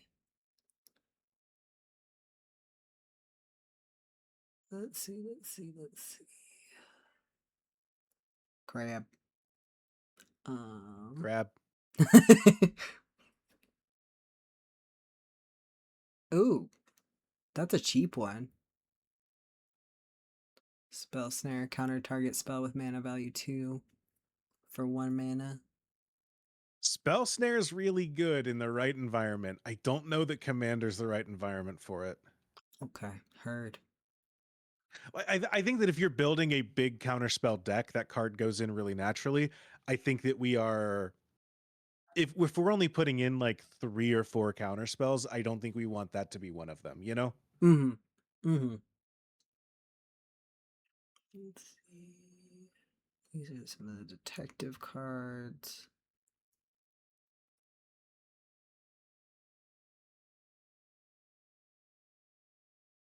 Okay, we don't have poison stuff.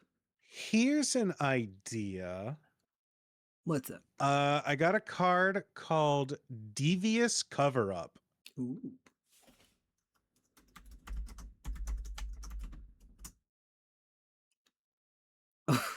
Scarecrow. Counter target spell. If that spell is countered this way, exile it. Instead of putting it into its owner's graveyard, you may shuffle up to 4 target cards from your graveyard. Ooh, into your library.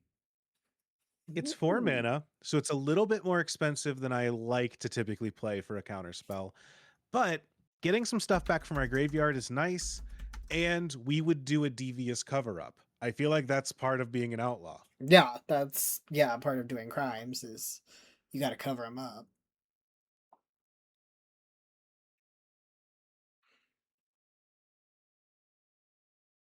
All right. I like that. I And then like at that a the lot. risk of being this at the risk of being the guy that's like, and then we play the staple cards. What do you say we also play Counterspell and Arcane Denial? Yeah. Yeah. They're the hits for a reason. Yeah, sometimes you just gotta play the hits. The good news is that Counterspell, at the very least, I mean, you can play it however you want. You can play the SpongeBob SquarePants printing, or you can find. I'm sure you can find a printing of it that like feels right for. Jesus, I clicked all printings, and the first things I see are Iron Man, Garfield, Doctor Octopus. Jesus Christ, SpongeBob, Hatsune Miku, Doctor Strange. I don't want to be this guy, but come on. So you can get you know what, I'll send you my copy. I've got the Jace's signature spellbook copy of Counterspell I can send your way. Oh, that would be lovely. Yeah, it's Jace and he's kind of doing his thing, and yeah, it's just like a Jace themed card. I know you'd like it. Oh yeah, my favorite man.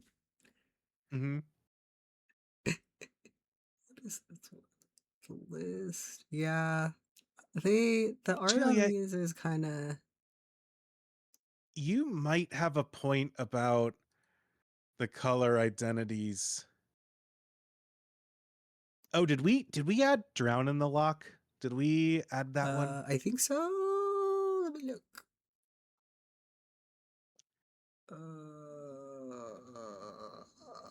No. Yeah, Brown. find a Drown in. Yeah, Okay. because that one, it's blue black, which will be a little easier for us to hit too, and it can double as a removal spell. Ooh, yeah, because it's destroy and counter. Hell yeah. Okay. Hell yeah. You Hell know what? yeah. I am going to. Yeah, I'm gonna do a quick search for counter target spell that is blue black and counter target spell that is blue red. Mm, Because I do think that there is some value in looking at which of these are good. Um,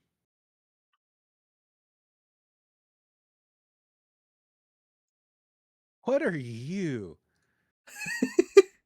Mundungu from Visions. okay.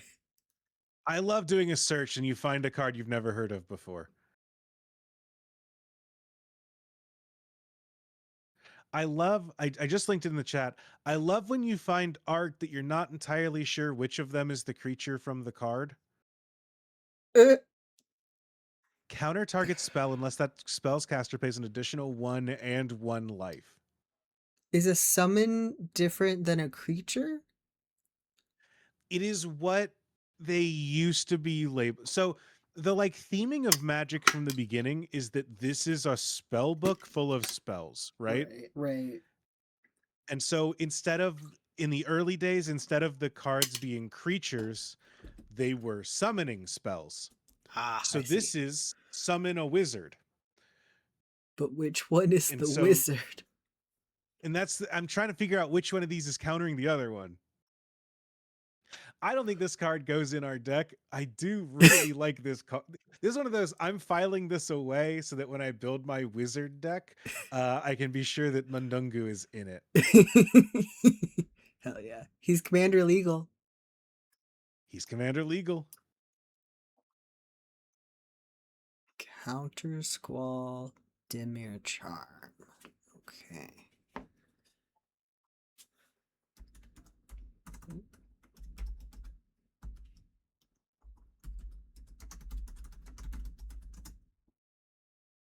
Oh.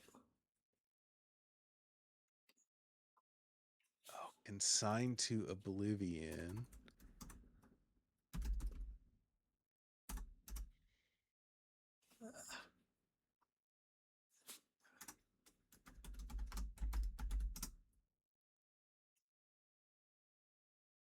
Turn target non-land permanent on his hand.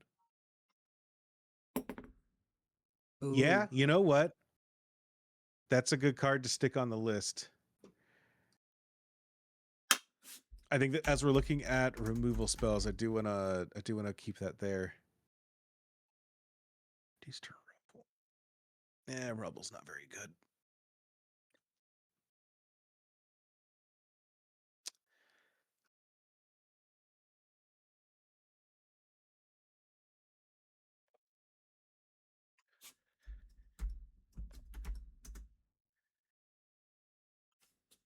Ooh.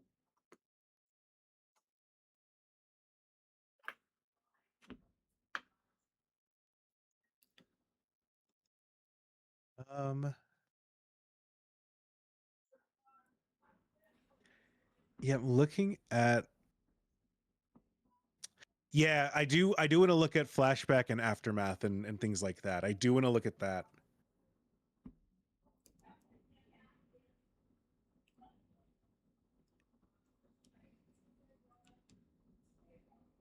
do also like my problem is I love all the charms. I love everything. I'd put them in every deck if I could, but I they're also just like not quite strong enough to be there. And I feel like in a deck like this, I think that we are going to hit our lands if we build the mana base correctly, we shouldn't struggle to hit our colors. But that's this thing that every greedy player has ever said. But the thing is that I'm right. um yeah, I think that we have, let's see. Okay, I want to make sure we're not. Also, I don't know how long do we want this stream to go? Because I'm good to go as long as we are. I have no idea how long we've been going, but I don't want to like keep you too long too. I want to make Oh sure that no. we're making time if we need to. Let's see. I think I'm good to keep going for a little while longer, at Okay, least. cool. Um then yeah, let's. So how many, if we look at our instance, how many counter spells did we just add? Let's see. Incense. We have Arcane Denial. We have Counterspell. Uh, Devious Cover Up, Demir Charm, John in the Lock. Return the Favor. Kind of. Kinda. I'm not gonna count it. Sinister Sabotage, 3 steps ahead. That is 7 counter spells. If we need to make cuts. Okay, actually, I think that we might want to cut Devious Cover Up. Um, it's a good card, but well, maybe not Devious Cover Up. Maybe Because I feel like the graveyard thing is good. can you hover over Demir Charm again?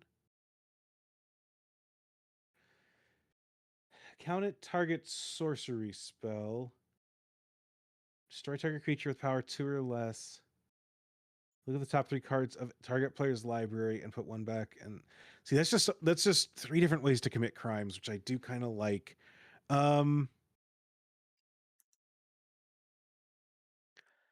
I think maybe cut Sinister Sabotage. I think cut one of our 3 mana counter spells. And the reason that I'm saying this is because we want to be using our cards that are crimes and spending an extra mana on them if we can. And there are some of these cards where like it's worth it for 3, but it's not necessarily worth it for 4. And I think that, with 4 with an extra draw card on top of it. I don't think Sinister Sabotage. I think Sinister Sabotage is a good cut there. Okay. Hell yeah. I'm And down then with I that. think that I think that this is a good number of like counter spells. I think that I think that looking for cards with flashback is a good idea. Okay. All right. Flashback. Oh boy, there's a lot of these in our colors. And we're gonna get a lot that are bad, but I think that just kind of sorting through is gonna be good. Is there a way to search for a card with flashback instead of cards that say flashback? You know what I mean? Like it has the ability.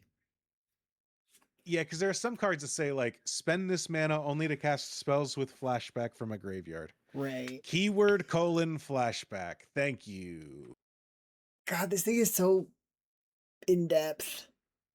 Yeah. It's Commander crazy. UBR, keyword flashback. That's wild. Game : paper. Yeah. Also, hashtag free Olgvar or Ogalor. Ogalor. Why is he? So Why? Print him. it's an arena only I card. know, but why? Print him. Why can't we print him? At the beginning of your upkeep, look at the top 3 cards of your library, put one of them into your graveyard. Whenever a creature card is put into your graveyard from your library or hand, it perpetually gains when this card leaves your graveyard. Create a tapped 2/2 black zombie. Yeah, they don't do perpetual in paper because Boo. you can't track it when the card's in your hand. Yeah. So Edit yeah, him and I then print him. you could do something like exile it with a like exile it. It gains this until you cast it or whatever, but and do similar thing. But yeah, I just um, like that he's like Magic's version of Igor. yeah. Like they even I saw that there's like a flavor text of Geralt going, Ogalor flip the switch. And it's like, come on. Let me have him. Give him to me.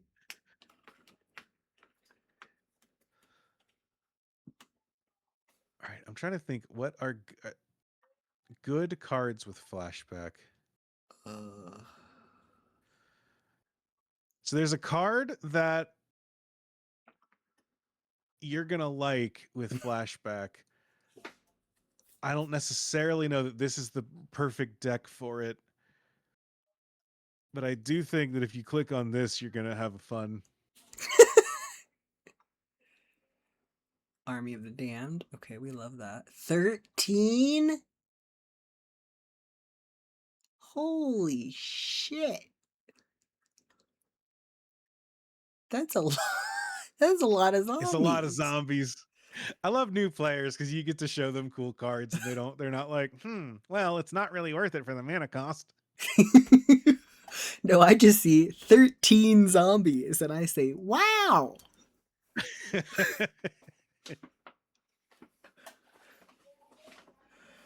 Yeah, I don't know. It's not even the mana cost, honestly. It's I don't know that we utilize enough zombies. I agree with that. We get zombies, but we're not It's not like like a if you play zombie Gisa and then deck. do crimes, you get zombies, but it's not like we're playing zombie cards, you know? Yeah, the zombies are like the product of theft. Right. But I am gonna bookmark this card for my own purposes at a later date. It's not quite Rise of the Dark Realms, but it is in that realm of being hmm extremely fucking over the top. All right. As far as good flashback cards, I think that we can play. Um, Devil's Play, I think, is going to be good.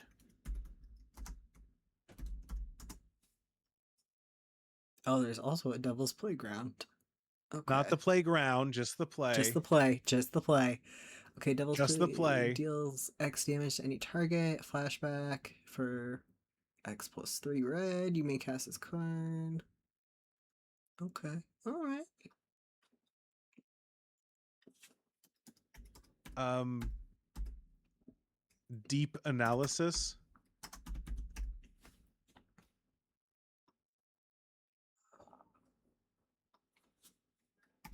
Deep analysis. You know, for I will say, for as beloved as flashback is as a mechanic, there's a lot of garbage cards with flashback. Yeah, I mean, it's not necessarily the, Oh, there's an Outlaw of Thunder Junction one! Sick. Okay. It doesn't really look We're doing cowboy deep y, analysis but. on Mommy Monday. You know it, Juliet. You know I'm biting my tongue about the common way to shorten the name of the card. Um Forbidden Alchemy is not great. Um See y'all on Freud Friday. Yeah.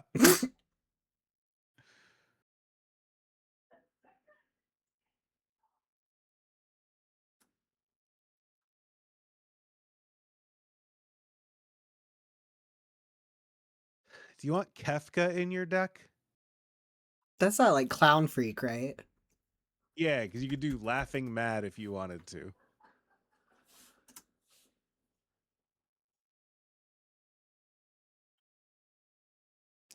The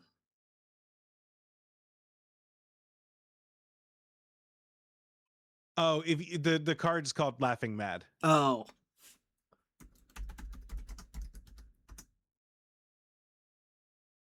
oh, he's such a little freak. He is such a little freak. I'm trying to build a brawl deck with him. It's not going well. There's Oh, just you know what? You could play the Prisoner's Dilemma. okay, okay, all right. Moonshot's second favorite clown. You want to know something stupid? I was about to ask, what's our first? It took me a second. I remembered it. You got it. You got there. Okay. Each opponent secretly chooses silence or snitch. Then the choices are revealed. If each opponent chose silence, Prisoner's Dilemma deals 4 damage to each of them. If each opponent chose to snitch, Prisoner's Dilemma deals 8 damage to them. Otherwise, Prisoner's Dilemma deals 12 damage to each opponent who chose silence. I love that. It's not a crime technically, but we can make people snitch on each other, which does feel like an outlaw thing to do. I also just like I've been watching like some people play like on YouTube and stuff, and I really enjoy the ones where they're like you have to choose something, and then we have to reveal the Mm-hmm. votes like it's Survivor. Mass diminish. To your next turn, creatures target player controls have base power and toughness 1/1. You know, that's a crime.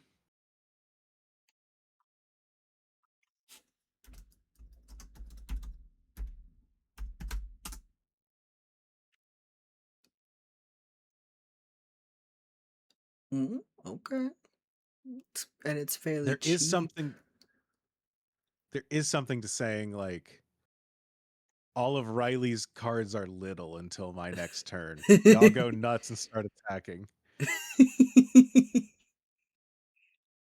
I kind of like that. I'm gonna put it on here.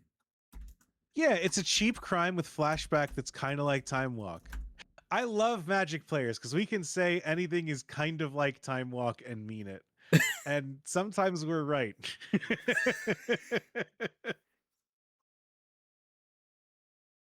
Let's see.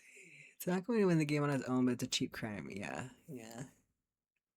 You can build whole like have you seen like alignment charts about like what counts as drawing a card where it's like if you're a purist it's like if a card tells you to draw a card it is a draw a card, but like or it's like any card that puts a card into your hand is a draw a card, which includes like cards from your graveyard or shit like that. Like yeah, it's 1 U for a sorcery. That's Time Walk. Better than Time Walk because it's got flashback. Exactly. Yeah. When flashback is on a good card, it's good. It's just I question why some of them have flashback. Pretty much. Because it's like, why would I want that back?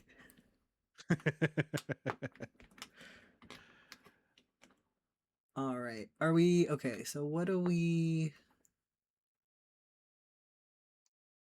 have some counter spells. We've got a couple of flashbacks now. Do we need more flashbacks? I don't think so, and nothing's really jumping out as like a card we need. I think that we need some removal spells. Okay. And luckily we are in black and red, which means that we're going to have a lot of good options for that. Okay. So we have murderous cut. Grizzy, I'm sitting here Shoot the currently with my sheriff. Iroh Grand Lotus commander deck in front of me, just as a heads up. I went I went to box lunch to pick this thing up. Thank you very much. In the year of our Lord 2026, I walked into knockoff Hot Topic. Sometimes the answer is because Hell yeah, brother. Yeah, thank you. I needed a hell yeah for that.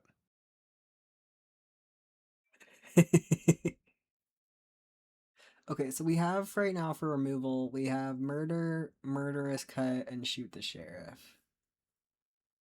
Should probably do a little bit more. Ye- I think that I'm trying to think of like things off the top of my head that are good prime names for cards.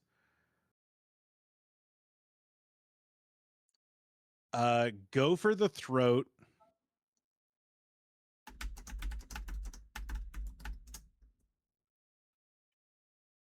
Destroy target non-artifact creature for 2 manners. When Tiana offered peace, Urza merely turned her down. Mishra made her people pay for the insult. Jesus!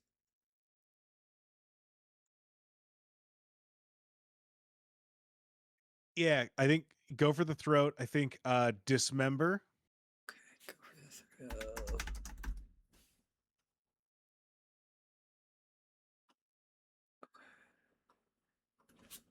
Chat, feel free to point out any cards. But also, don't get us don't get our chat subpoenaed. Don't get the Discord subpoena, etc., etc. Little weird symbol can be paid with either swamp or 2 life. Target Yeah, that creature. is a Phyrexian mana symbol. That's what I said. Yeah. Your pieces would There. better serve Phyrexia elsewhere. Oh, what is it doesn't really fit our deck, but there is something to Unlicensed Disintegration. One of my favorite Magic cards of all time.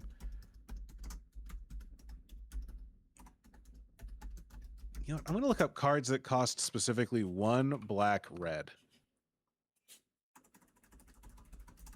Because I feel like there are good ones in there.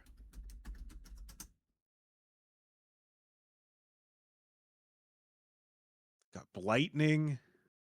Not only, it's to target player. That's a crime. Blightning, really good art. Lightning. Ooh. 3 damage to target player or planeswalker. That player or that planeswalker's controller discards 2 cards.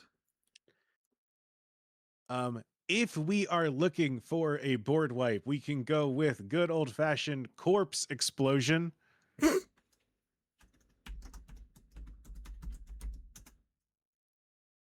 Is Outlaw a creature type? Outlaw is not a creature type, but it is made up of other creature types. I was just thinking because one of the board wipes that I use is Crippling Fear, but I think that's a declare a creature type.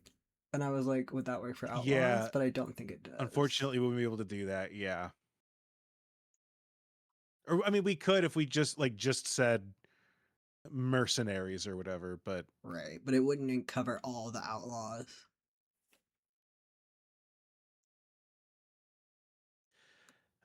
can all right, I'm gonna hit you with another card that hates on a specific kind of deck. Okay. Colligan's command made me think of it. Rakdos Charm. We were talking about charms earlier.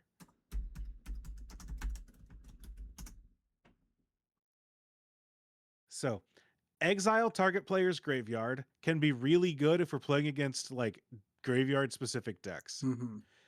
Destroy target artifact is always good, and we can hurt people that like to do big mana stuff. The important one is each creature deals 1 damage to its controller. So if you're ever playing against someone that says, I'd like to make 1 billion tokens, you can say, great, take 1 billion damage. Oh, I love that. Also, each of these are crimes. Rakdos Charm is in.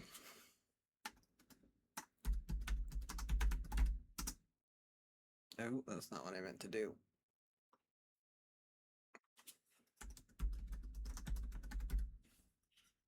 Boop. Hell yeah, Oh, that's can you really fun. you look up a card for me? Yes. Dreadbore. Dreadbore.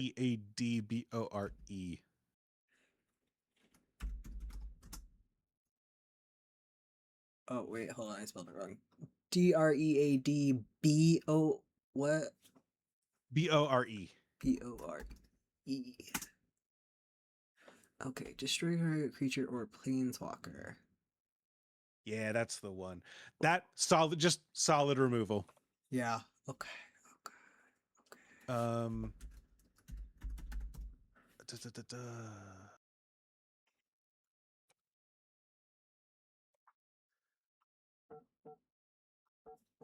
I remember there being a lot of good black-red removal spells. That's kind of what I'm looking through right now.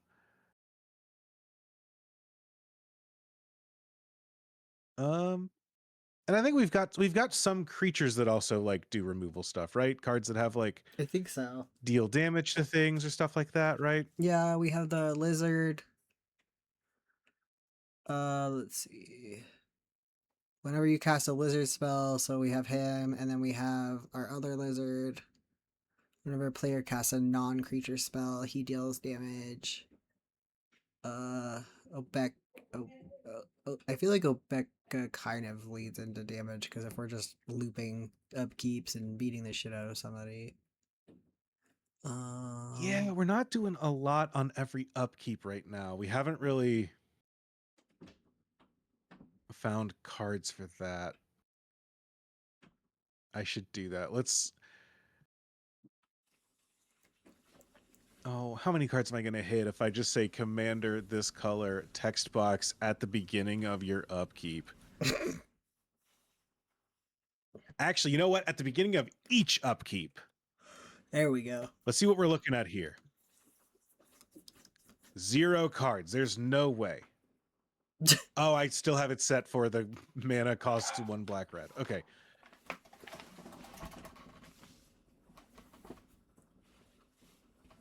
Okay, there's a lot of cards here. I don't want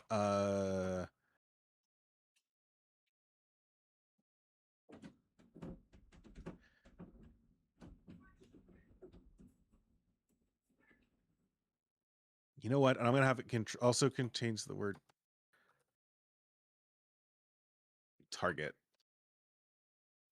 4 cards. Okay. That's not bad. Oh, you guys. 2 of these are crimes. There is magmatic force and tidal force. I don't know if we want. Okay, tidal force actually really sucks. Let's not play tidal force. Okay. Magmatic force. It's kind of something, but it's really expensive. But that is a crime every turn, not just on your turn. Yeah, and that's like not a small amount of damage. I mean, that would add up. It'll add up, and you can do it to just like pick off little creatures. You can do it to stuff. Okay.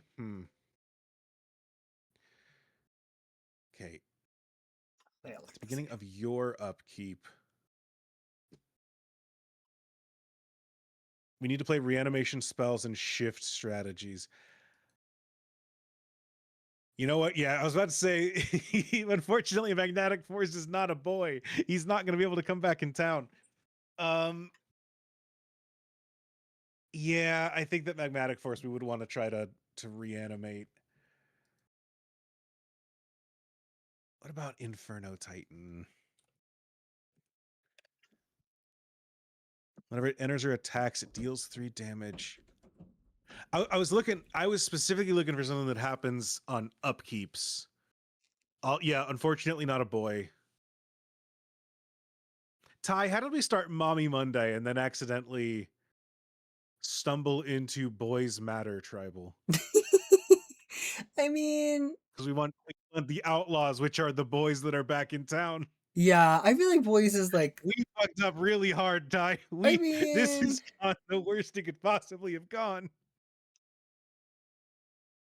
There's listen, there's not as many ladies in the West as perhaps we had thought.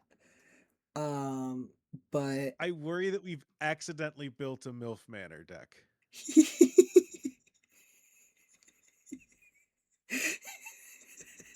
We say that we're about the moms, but we're actually just about the boys.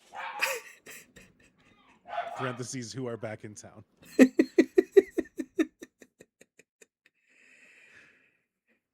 Persistent constrictor.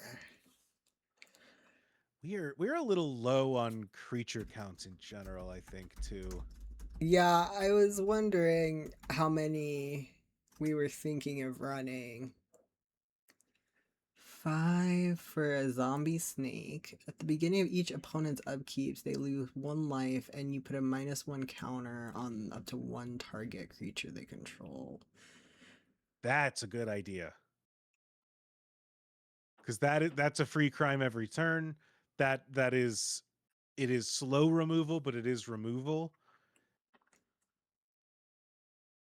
I'm gonna do a quick. I'm gonna look up outlaws in our colors because I think that we need some more creatures, and I think that we can find some cool.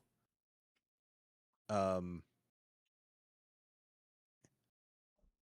think we can find some good stuff here. If I can, that is that criteria? Yes, is an outlaw. Thank goodness. Outlaw in our colors.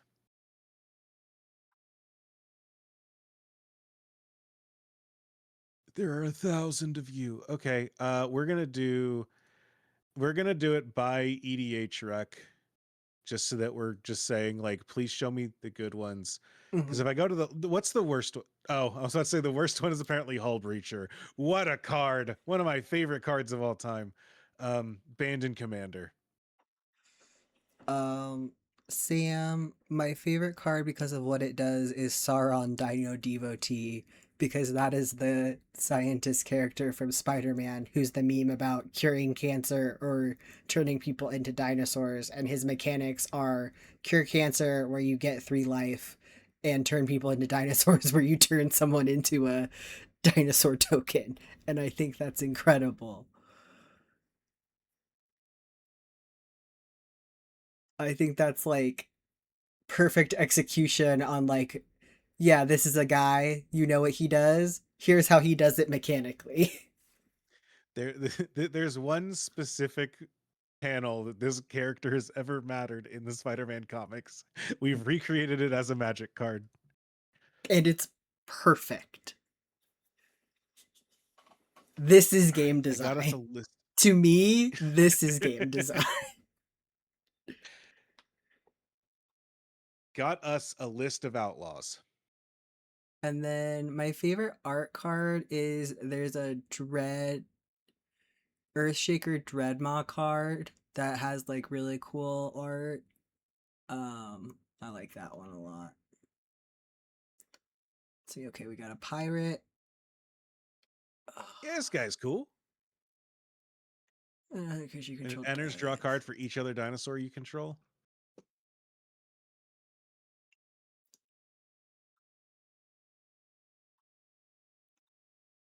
And it's, oh, what's the print?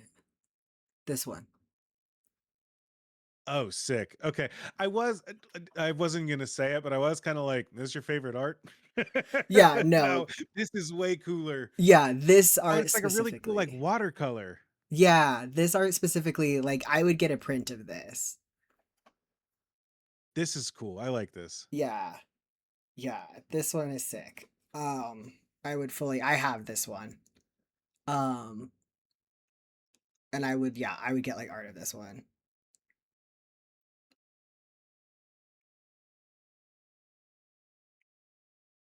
I worry that I linked outlaws, and now that I'm looking at the list, it's like all black creatures.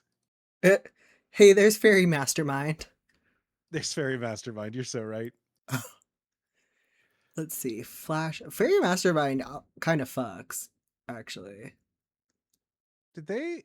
Yeah, this was the Yuta Takahashi card. I didn't realize they printed it with different art. This card originally was if you click into it, there's one the older art is based on the world champion from 2027. Oh, okay, that's cool. No, 2027 hasn't happened yet. The 27th world championship. That makes more sense. Ah.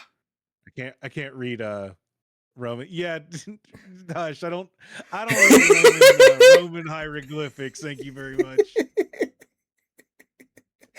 Yeah, when Roman he wins numerals are next year, hard. like really, yeah, put your Kalshi bets in now. Not the Kalshi pets. Um, let's see. Flash, flying. Whenever an opponent draws their second card each turn, you draw a card.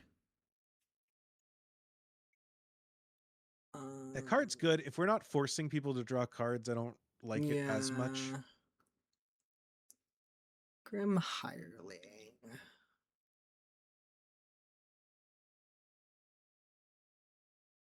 Shapeshifter. Needlehead. Okay, Razorkin Needlehead does have something. Whenever you're. Yeah. I think this man's kind of cooking. Listen, if you think someone's cooking, put it in. Razorkin need. Ra- this is another one that I wouldn't put in because I can't say it. Also, sick art of the seeing it reflected in someone's eye. Mm-hmm. Just real sick art. Yeah. Um, That one God, is quite Dread, scary. Duskborn, Mm-hmm. such a good idea for a set. Yeah. Duskborn is really cool.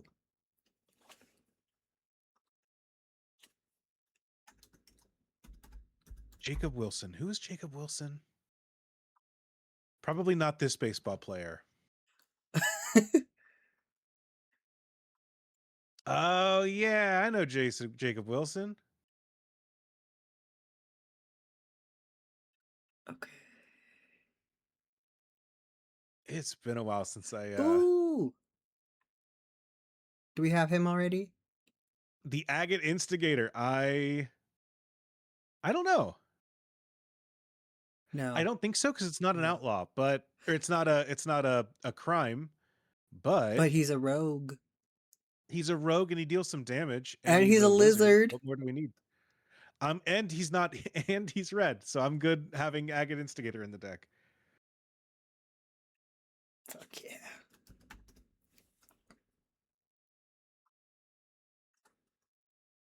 All right, I'm gonna pitch Notion Thief because it's not technically a crime, but this is one of my favorite cards of all time.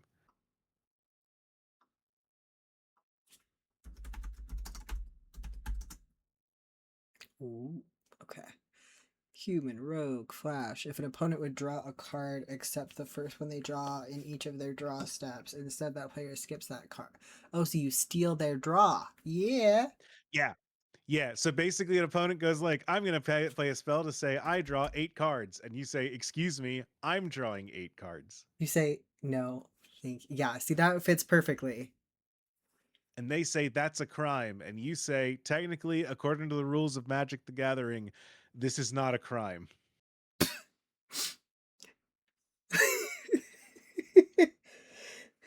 It's so funny. The crime rules are silly. All right, I'm going to this card is so good it's kind of boring to me. Glasspool Mimic I feel like is a auto include in every blue deck, but it is also good in our deck specifically.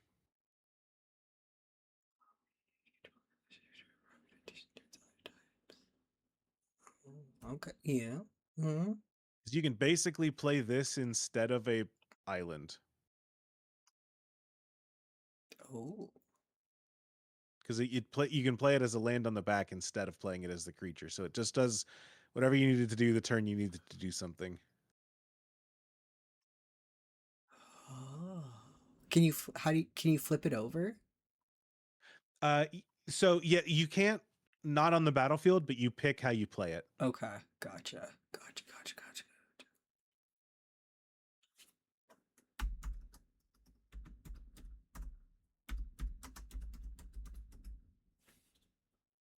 Boop. So, all right, I'm trying to think. We currently have 2 pieces of mana ramp. Okay.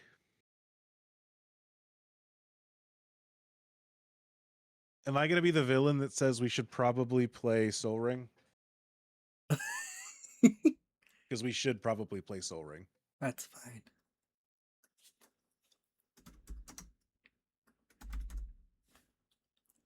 Boop. Okay. We should probably do the classic package of Soul Ring, Arcane Signet, Yep. and then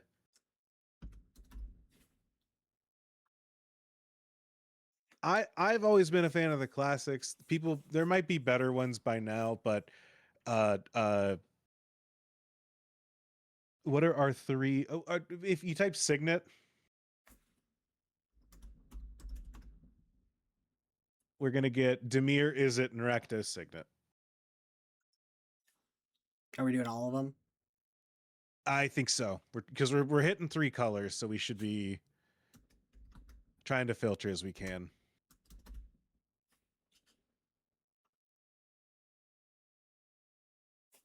Okay. And then we're at 56. Are there any? So I tend to play 7 mana rocks sounds 6 mana rocks and glasses of Urza. That feels like a good amount of artifacts. I don't know if any artifacts that we immediately like should have in our deck otherwise, but yeah, I think that I tend to play 40 lands. Yeah. Oh, we should play Hostage Taker. Hostage. That's a taker. criminal. That's an outlaw thing to do. Oh yeah. Boop.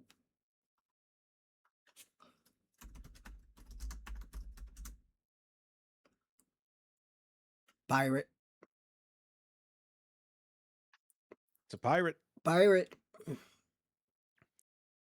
May cast that card for as long as it remains exiled and mana of any type. Oh, yep. Yep. I think that works. Oh, this one's got a dinosaur.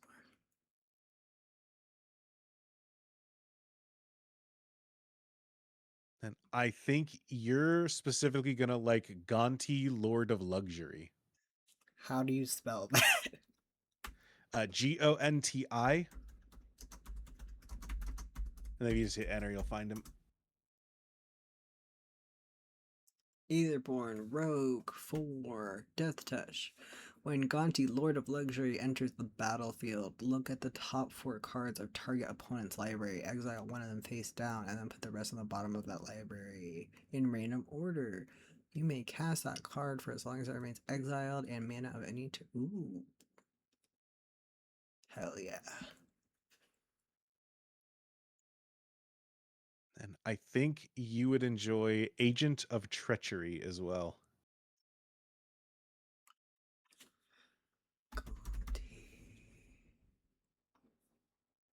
And then Agent. He's a little pricey. 7 mana, human rogue. When Agent of Treachery enters the battlefield, gain control of target permanent. At the beginning of your end step, if you control 3 or more permanents you don't own, draw 3 cards.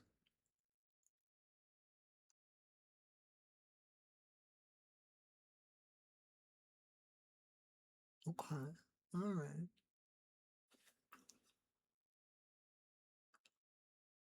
Oh, you know who's technically an outlaw? Hmm. Deadpool. What's our curve look like? Grizzy, this is a commander deck. We don't look at our curve. I don't know. What is our curve looking like right now? Uh, It's not bad. There's a lot of 2-drops. I actually, so if you scroll down a little bit, this is our current mana curve. This is not a bad curve. We have 0 6-drops somehow. And you know what? Only 60% of the mana symbols in our deck are black, which is fine. hey, we dropped it from 80. We've dropped it from 80. We've diversified our assets a little bit.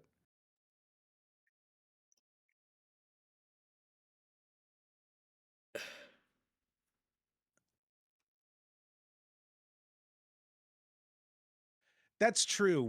Most of our cards can be seen as having a +1 mana cost for Marchesa's trigger. So this is still we're still feeling pretty solid.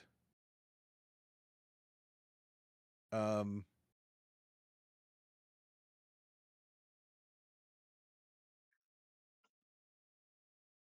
Yeah, I think we're doing okay. Are there so as far as specific, like, I'm gonna look up lands that care about outlaws.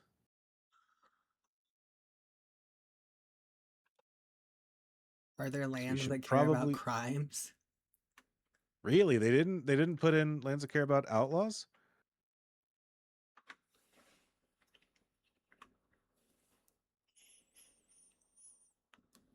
Oh, okay. Apparently,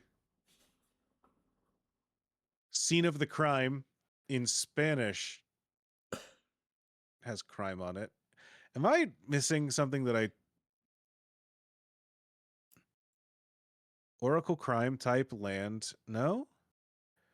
Do they really not put a land in Thunder Junction that says like outlaws do something?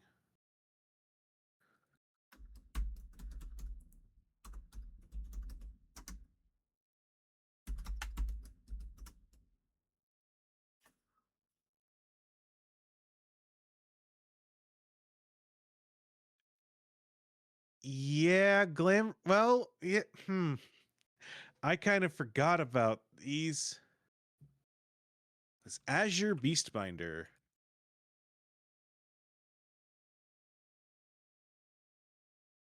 Oh, for a second, I was thinking, are these really so good that they needed to be errated for Arena? No, apparently they're so bad they needed to be errated for Arena to make them a little bit better.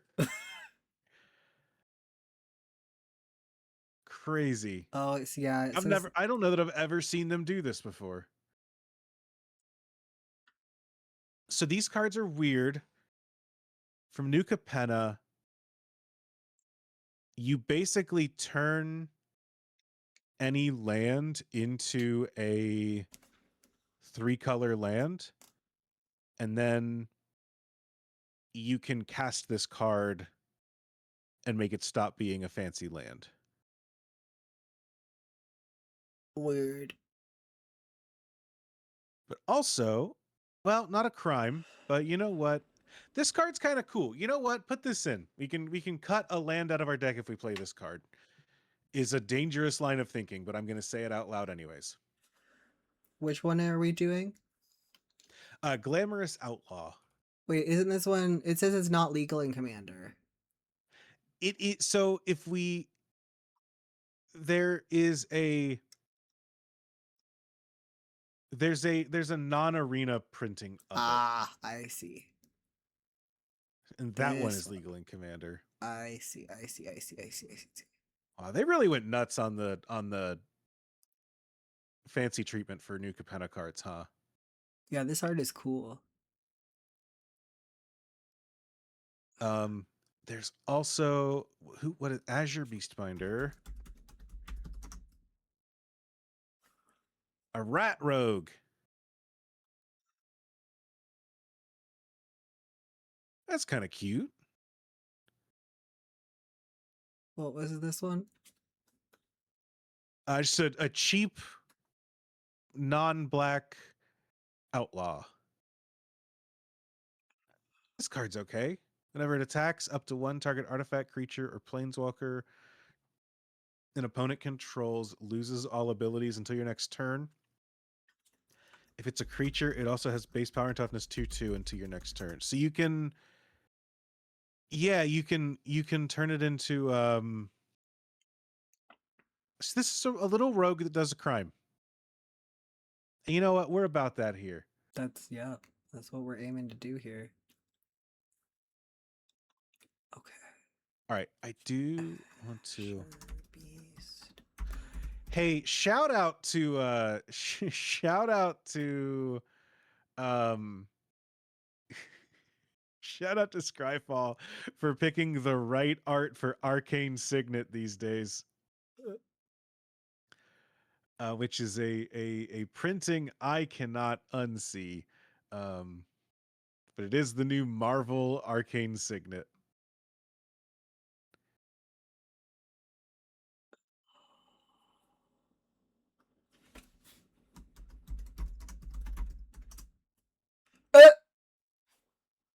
Oh, different one. There's a different one. That's the one. I'm not gonna explain why this one tickles me, but it's got the ring and everything, is all I'm gonna say. Crazy art. Crazy art.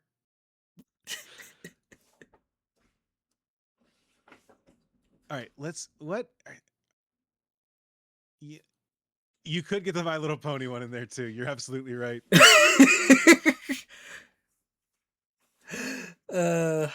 Okay, so we're at 60 right now. Without lands.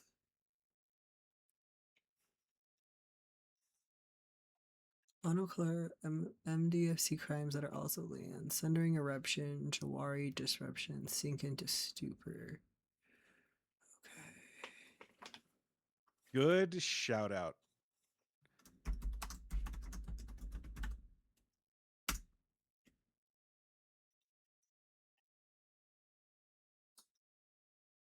Soporific Springs.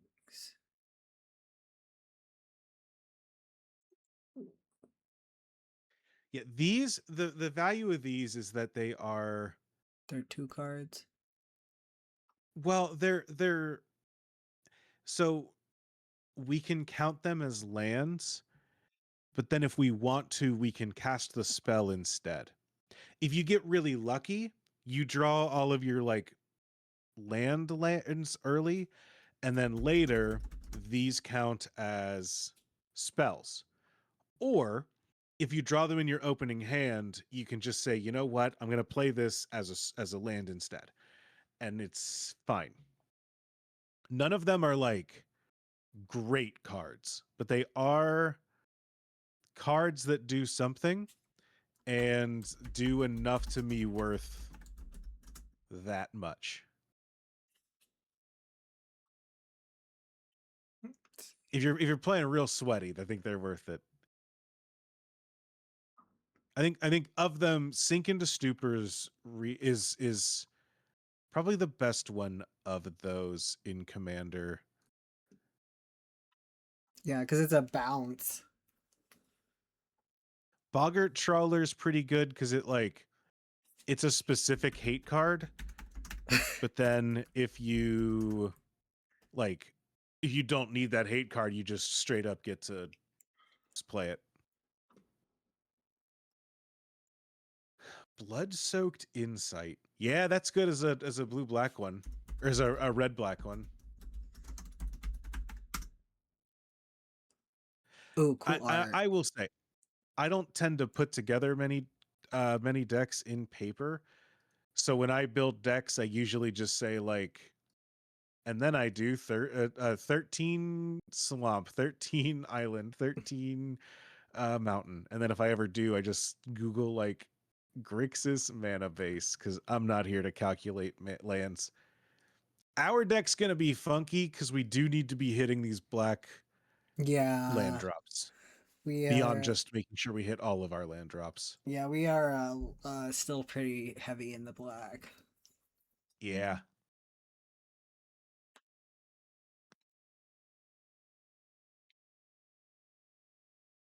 That's true. Those are cheap crimes too. You're right. You're right.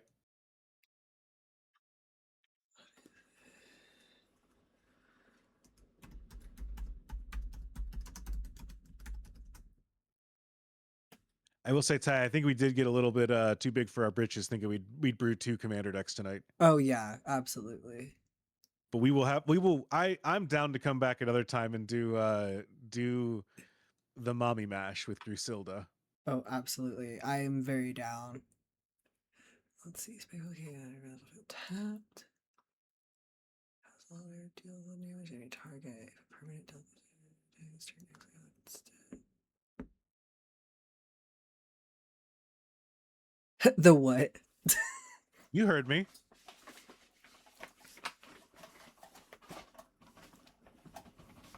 Mongoose lizard.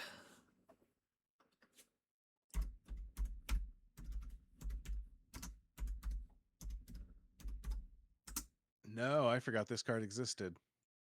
Is this not an avatar card? Because it feels like it should be. It is an avatar card. Okay. It feels weird having a lizard that you drive in a deck full of lizards that are just guys. Yeah, that's true. This feels very Pluto goofy to me. Mm-hmm. Mm-hmm. You're right that he's not a vehicle, but he is wearing a saddle. He's got a saddle though. That actually has weirder implications that it's not a vehicle but is wearing a saddle and reins. Okay.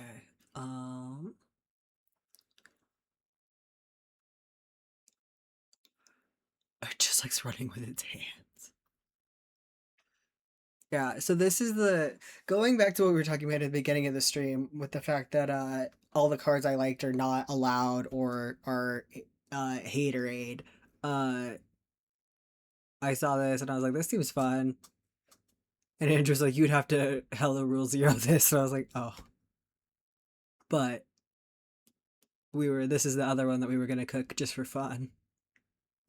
I'm happy to I wanna cook with this. I've been thinking about Griselda for a while, and I think we can really cook with some stuff. Yeah, I definitely want to build this one as well.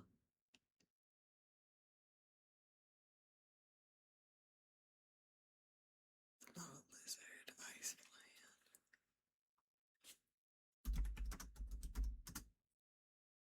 plant. Look at him.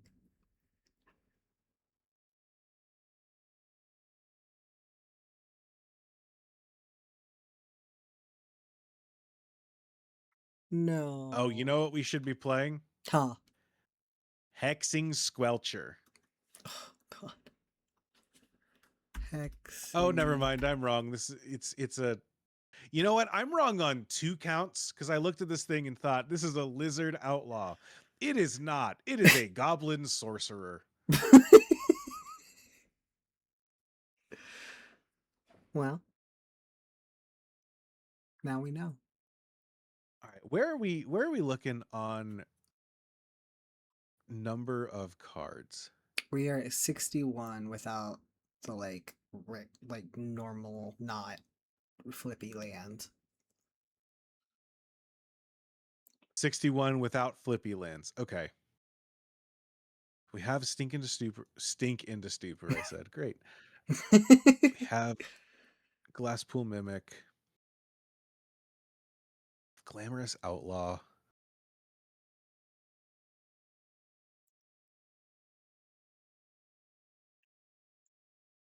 I think I think that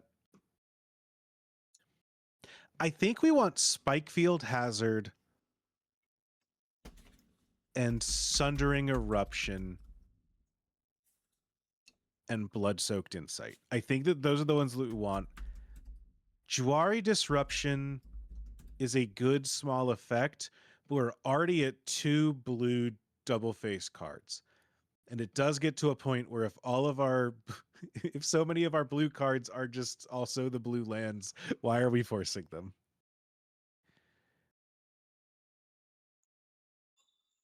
But I do think that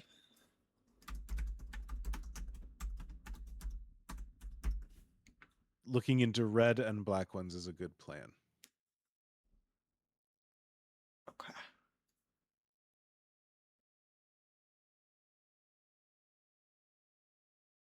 All right, I have added those guys to the list. Yeah, stinking to stupors was what happened to folks with that bug. Yeah. It's been real fun being in Michigan these days.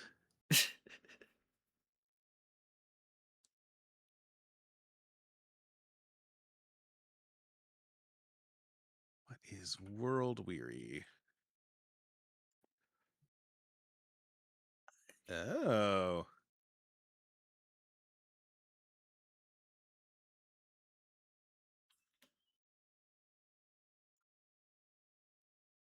I think that we are good on crime removal. I think that I think that we have a solid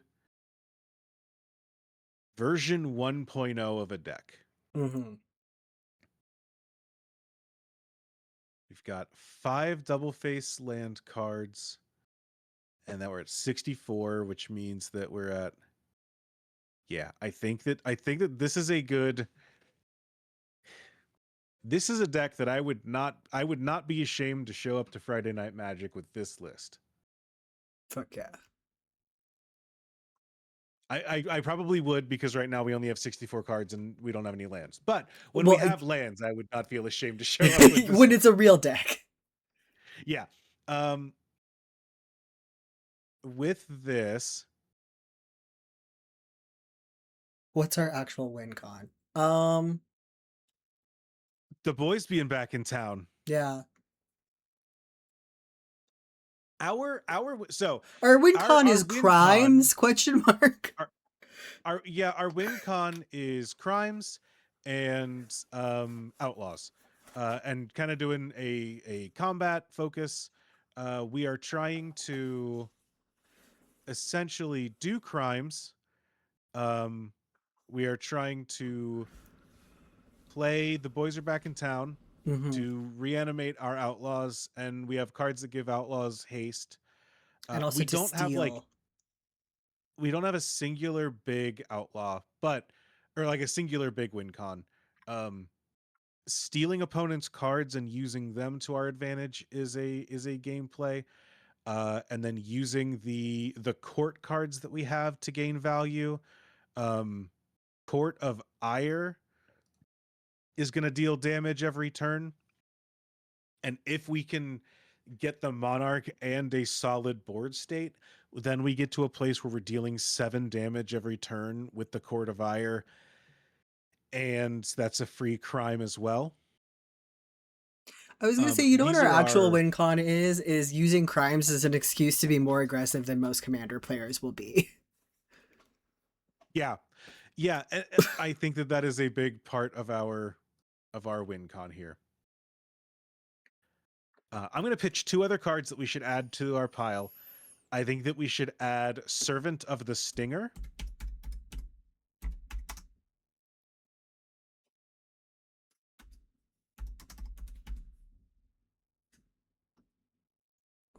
Okay. What's the Added. deja vu?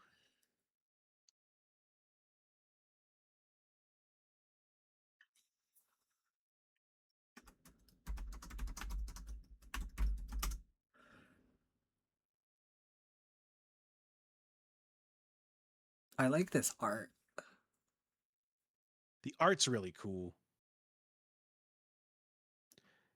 They did really cool scorpion dragons on in Thunder Junction, which was really cool. Yeah, I saw one in that first list. That first list you sent me. There's like a scorpion dragon rogue guy. Yeah, there is one of those, isn't there? What was his name? Have a good night, Juliet. Thank you for helping. Have a good one. Hope you feel better. or stay feeling good.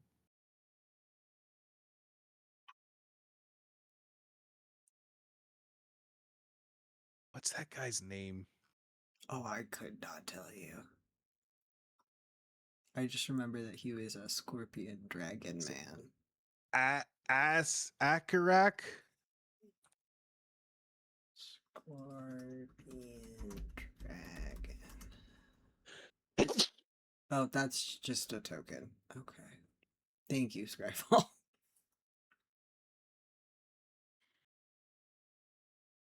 Cool, the Unrepentant.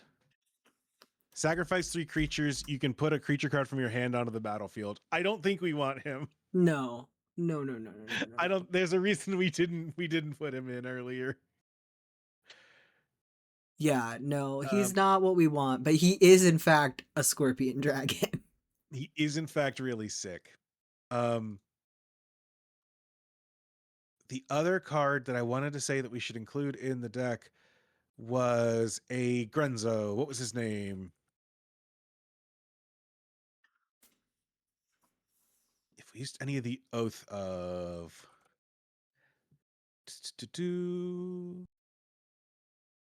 You're talking about like Oath of Gideon?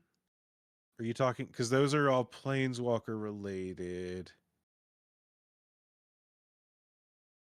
Yeah, we don't have any planeswalkers in this one. Yeah, none of these Oath of Ghouls, Mages, Scholars. I don't believe these target. Yeah, because it is an enchantment that says at the beginning of each player's upkeep, that player chooses that play. So Oath of Mages, at the beginning of each player's upkeep, that player chooses target player who has more life than they do and is their opponent. The first player may have this enchantment deal 1 damage to the second player. So weirdly, these Oath cards seem like they make your opponents do crimes, but you don't do a crime. Well, I guess you get to do a crime too. Because on it your is turn. saying target, right? Yes. Yeah, so you'll get to do one on your turn, and then your opponents do crimes.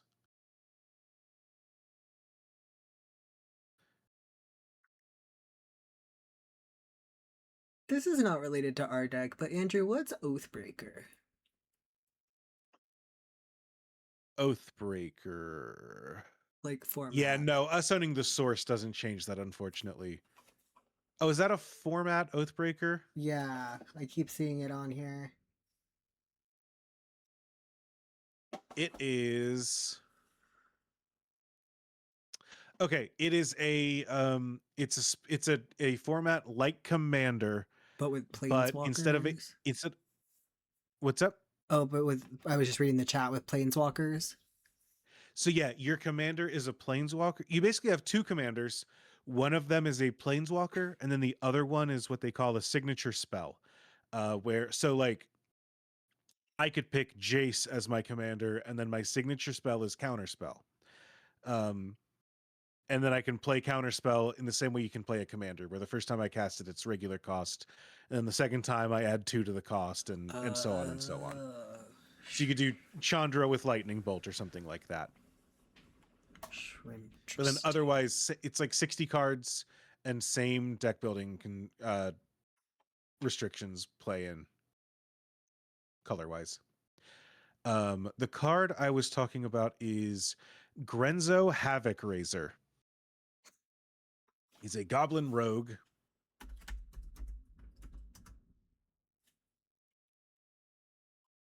Grenzo Havoc. When a creature you control deals combat damage to a player, choose 1. Goad target creature that player controls. Exile the top card of that player's library until the end of the turn. You may cast that card, and you may spend mana as though it were mana of any color to cast that spell. So Grenzo, the second ability, you get to steal their stuff. Yep. The first ability is you make Goad. Do you know Goad? Isn't that like it forces them to fight you? So crucially, it makes it so that they have to attack, but they can't attack you. Oh. And so one of the things that this does is that it lets you say, you know what? I'm attacking you. I'm gonna goad your creature, which is a crime. That creature on your turn now has to attack something else, which is on its own. It means that they have to keep attacking, but it also means that they have to tap it. And so it helps break out the like everyone leaves their creatures on the board and leaves them all untapped kind of thing that happens with Commander. If you can get in a hit, now we can start goading them, and then they are they have a blocker tapped, and then their opponent might attack, which leaves their blocker untapped, and it gets the people moving, you know? It gets the people moving. It's evocative, it rhymes. So I would say Grenzo is a card we should have in the deck. He is on the list. And with that, it is time for lands. There is a let me text T colon add URB. Is this gonna do it? No, it does not do it.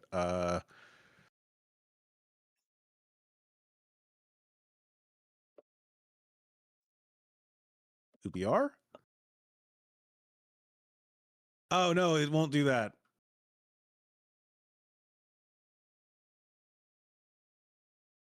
Oh, we're gonna be here for a while if I'm not doing this. Okay, let me. What is? Wish Grixis land.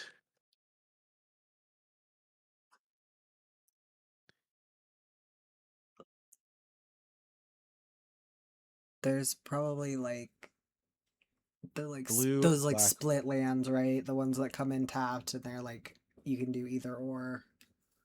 Mm-hmm.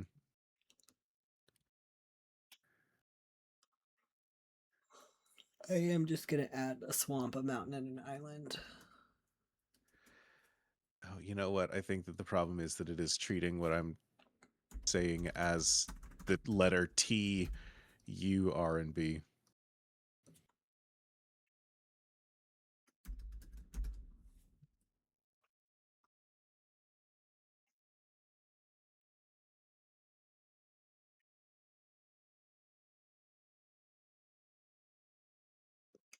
Nice. Still didn't work. Why aren't you where I fuck it?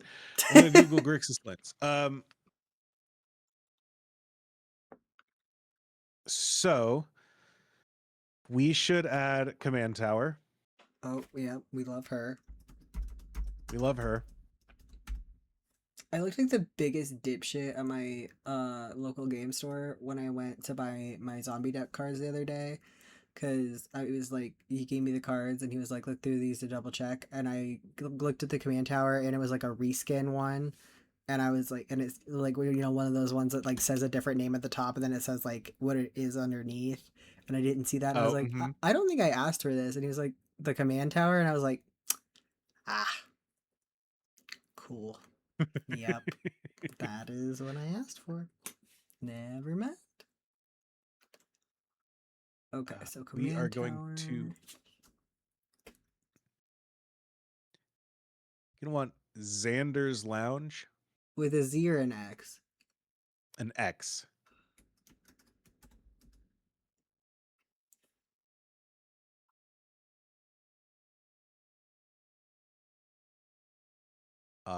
Crumbling Necropolis. I've never seen an island swamp mountain. Yeah, it's so it's really cool because you can when a card says like search your library for an island, that counts. Ooh.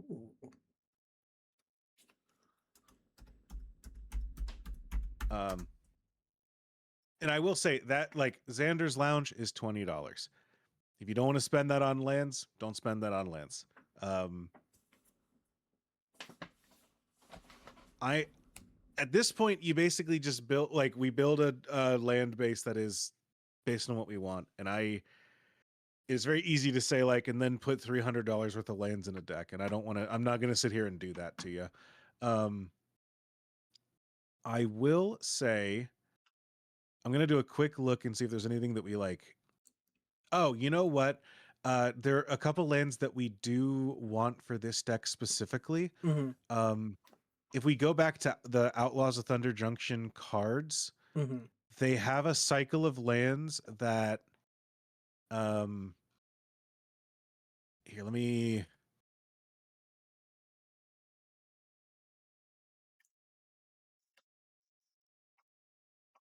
I'm going to send this Scryfall search real quick. But we have these lands like Abraded Bluffs. This one we can't put in the deck because it's white, but they enter tapped. But when they enter, they deal a damage to an opponent. That's a crime. Uh-huh.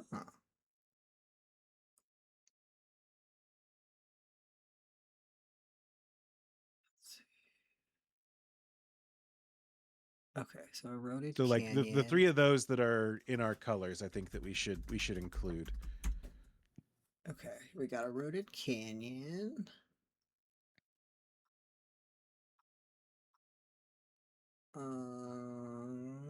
We got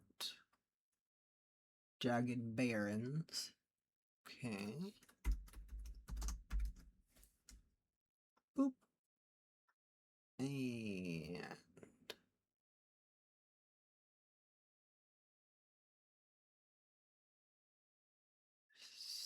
Soured Springs.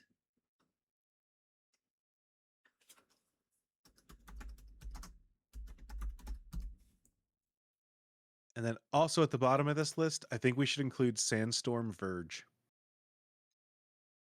Ooh. Because we want to be attacking, so making things not block is good. And it is a land that has a crime on it. So we can just, if worse comes to worse, we can just tap that land and say, like, you know what, your creature can't block. I'm not going to attack. But importantly, that is a crime That's a that crime, I've committed now. baby.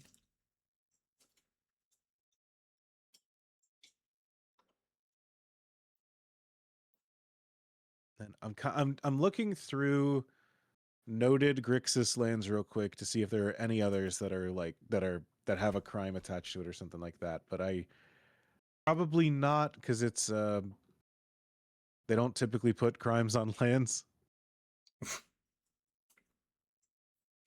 I guess fair enough.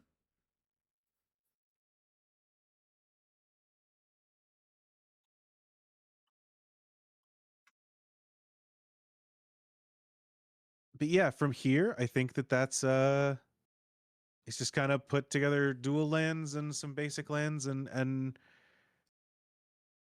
lands that seem cool. The channel lands from Kamigawa are really cool, and those are crimes with channel ability, but those are expensive, and I don't want to tell you to do that. Yeah, I was looking at one of the like green Kamigawa lands for my dinosaur deck, and I was like, wow. Yeah. If you want to go ahead and add a volcanic island to the mix, I think that'll be good for our wallets. I forever regret not buying one of these when it was like $200 when I got into Magic. That's crazy. That's a $1,400 card. It certainly is. That's too much. I agree.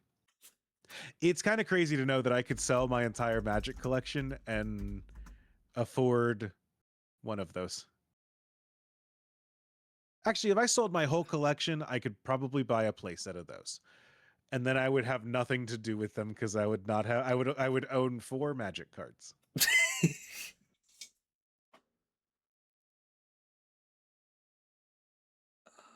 Yeah, That's crazy.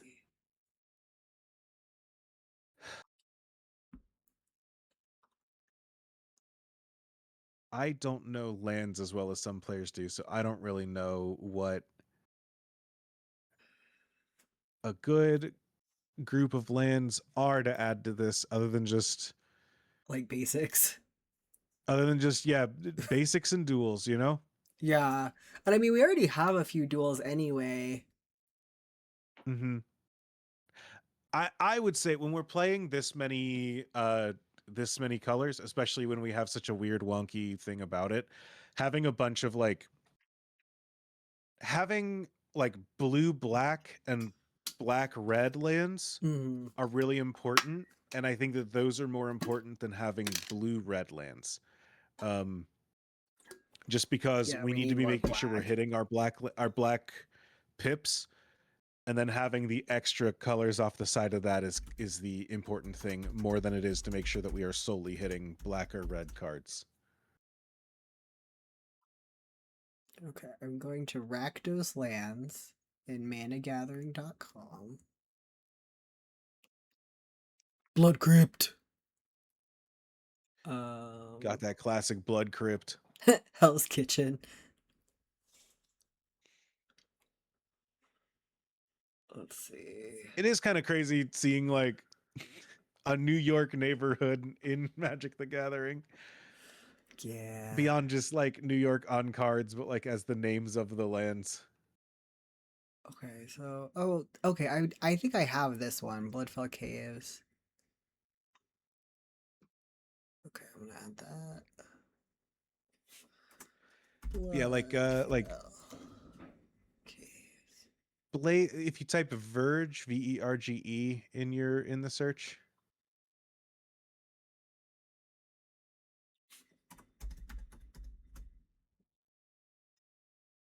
Blazemeyer Like Verge. Blazemeyer Verge is good. Gloom Lake Verge is good, but also like those are $13 cards. So I would Mm, mm, mm, it's mm. one of those things I cannot necessarily in good consciousness say you should spend this much on a magic card. What I can say and feel comfortable with is if you are interested in buying Magic the Gathering cards, lands tend to hold their values more than other cards do. So, buying staple lands like the shock lands or fetch lands are more accessible than they've ever been, but also maintain their price. So, when you go to sell out later, you can kind of recoup that cost a bit.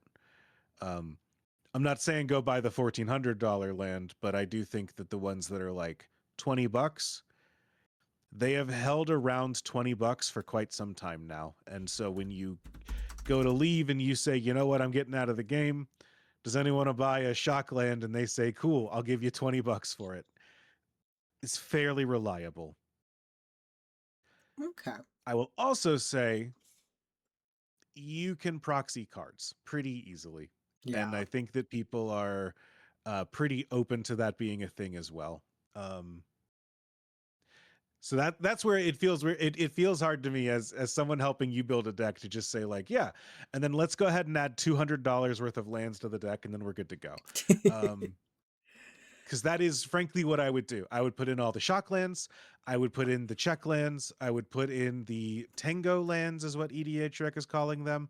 I would put in the fetch lands, and I would put in the 3-color land that like can be searched by fetch lands as well. And then I would put in a couple of basics and call it a day. What is Or the blue-black combination called? Dimir, Dimir.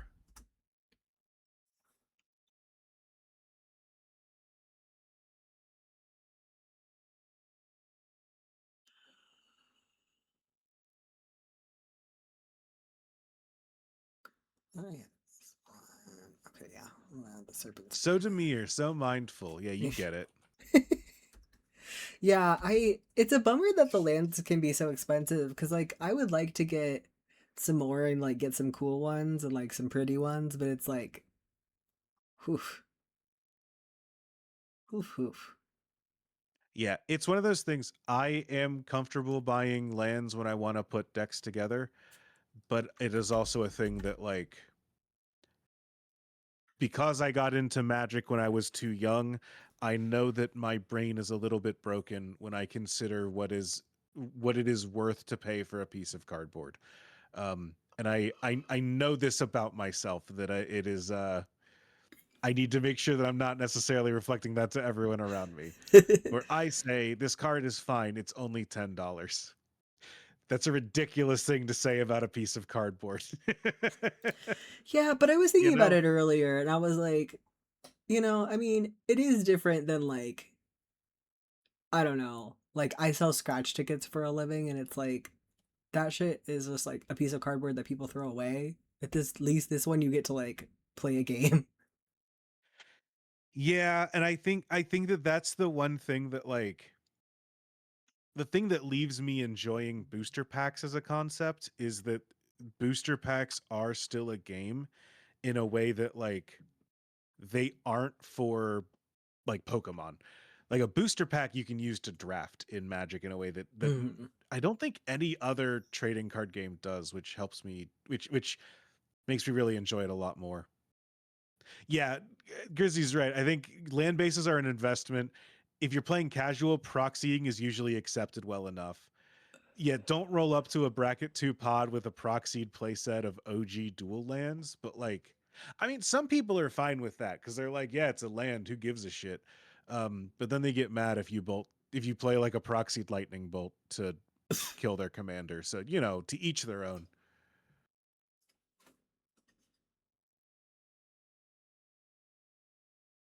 Ugh. But yeah, I think from here add in 20 lands and you're good to go. Let's see, add more And island. if you the quick and dirty, if you do 6 islands, 6 mountains, 11 swamps,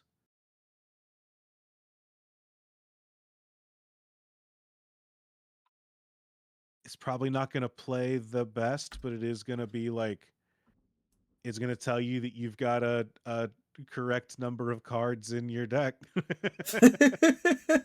It's gonna say there's 100 cards in there. Yeah, I would find some like even the dual lands that enter taps and stuff like that. If Oh, you're not trying to play it like if you're not trying to play in a real competitive game, you should be fine running tapped lands and stuff like that. I don't think that you're not trying to be like hyper aggressive trying to make sure that you're instantly hitting all the land drops. I think that like in a slower game, I think that you're pretty set and safe. But that's yeah, the place where it's like here's the easiest improvement is like you get your mana right. Once you're a landowner, I think that you're really set in Magic, just like in life. yeah. I was gonna say, damn, it's just like in real life. Real estate holds value. It's all I'm saying. Yeah, I think I'm used to running 40 lands, but also I haven't done too many of the MDFCs, so I feel like that's like We're we're decent. we're getting greedy with the MDFCs. I would not be opposed to cutting some of them to add more lands, but also I know that they are technically lands, so I don't I don't know that they're a problem. It's one of those things that you'd really have to play with the deck and see how you feel about them. Yeah, I know that I went really MDFC heavy in a deck that I built once because it was very like instant sorcery heavy by design. That's what I needed to be casting a lot of, and so having a bunch of those that doubled as lands was really helpful to say like, okay, when I have the lands, I'm good and I draw extra spells, and when I have the spells, I'm good and these count as lands. You know? yeah, yeah. It's just nice to have something that's like has the overlap. Yeah. And at this point, now we're at the stage where you got to play test, and that's where the magic is, baby. Yeah, but I like it. I think it's fun. I think I think that this is a solid Mommy Mondays commander deck where the boys are back in town and the boys also includes a lizard sub theme to honor Tango.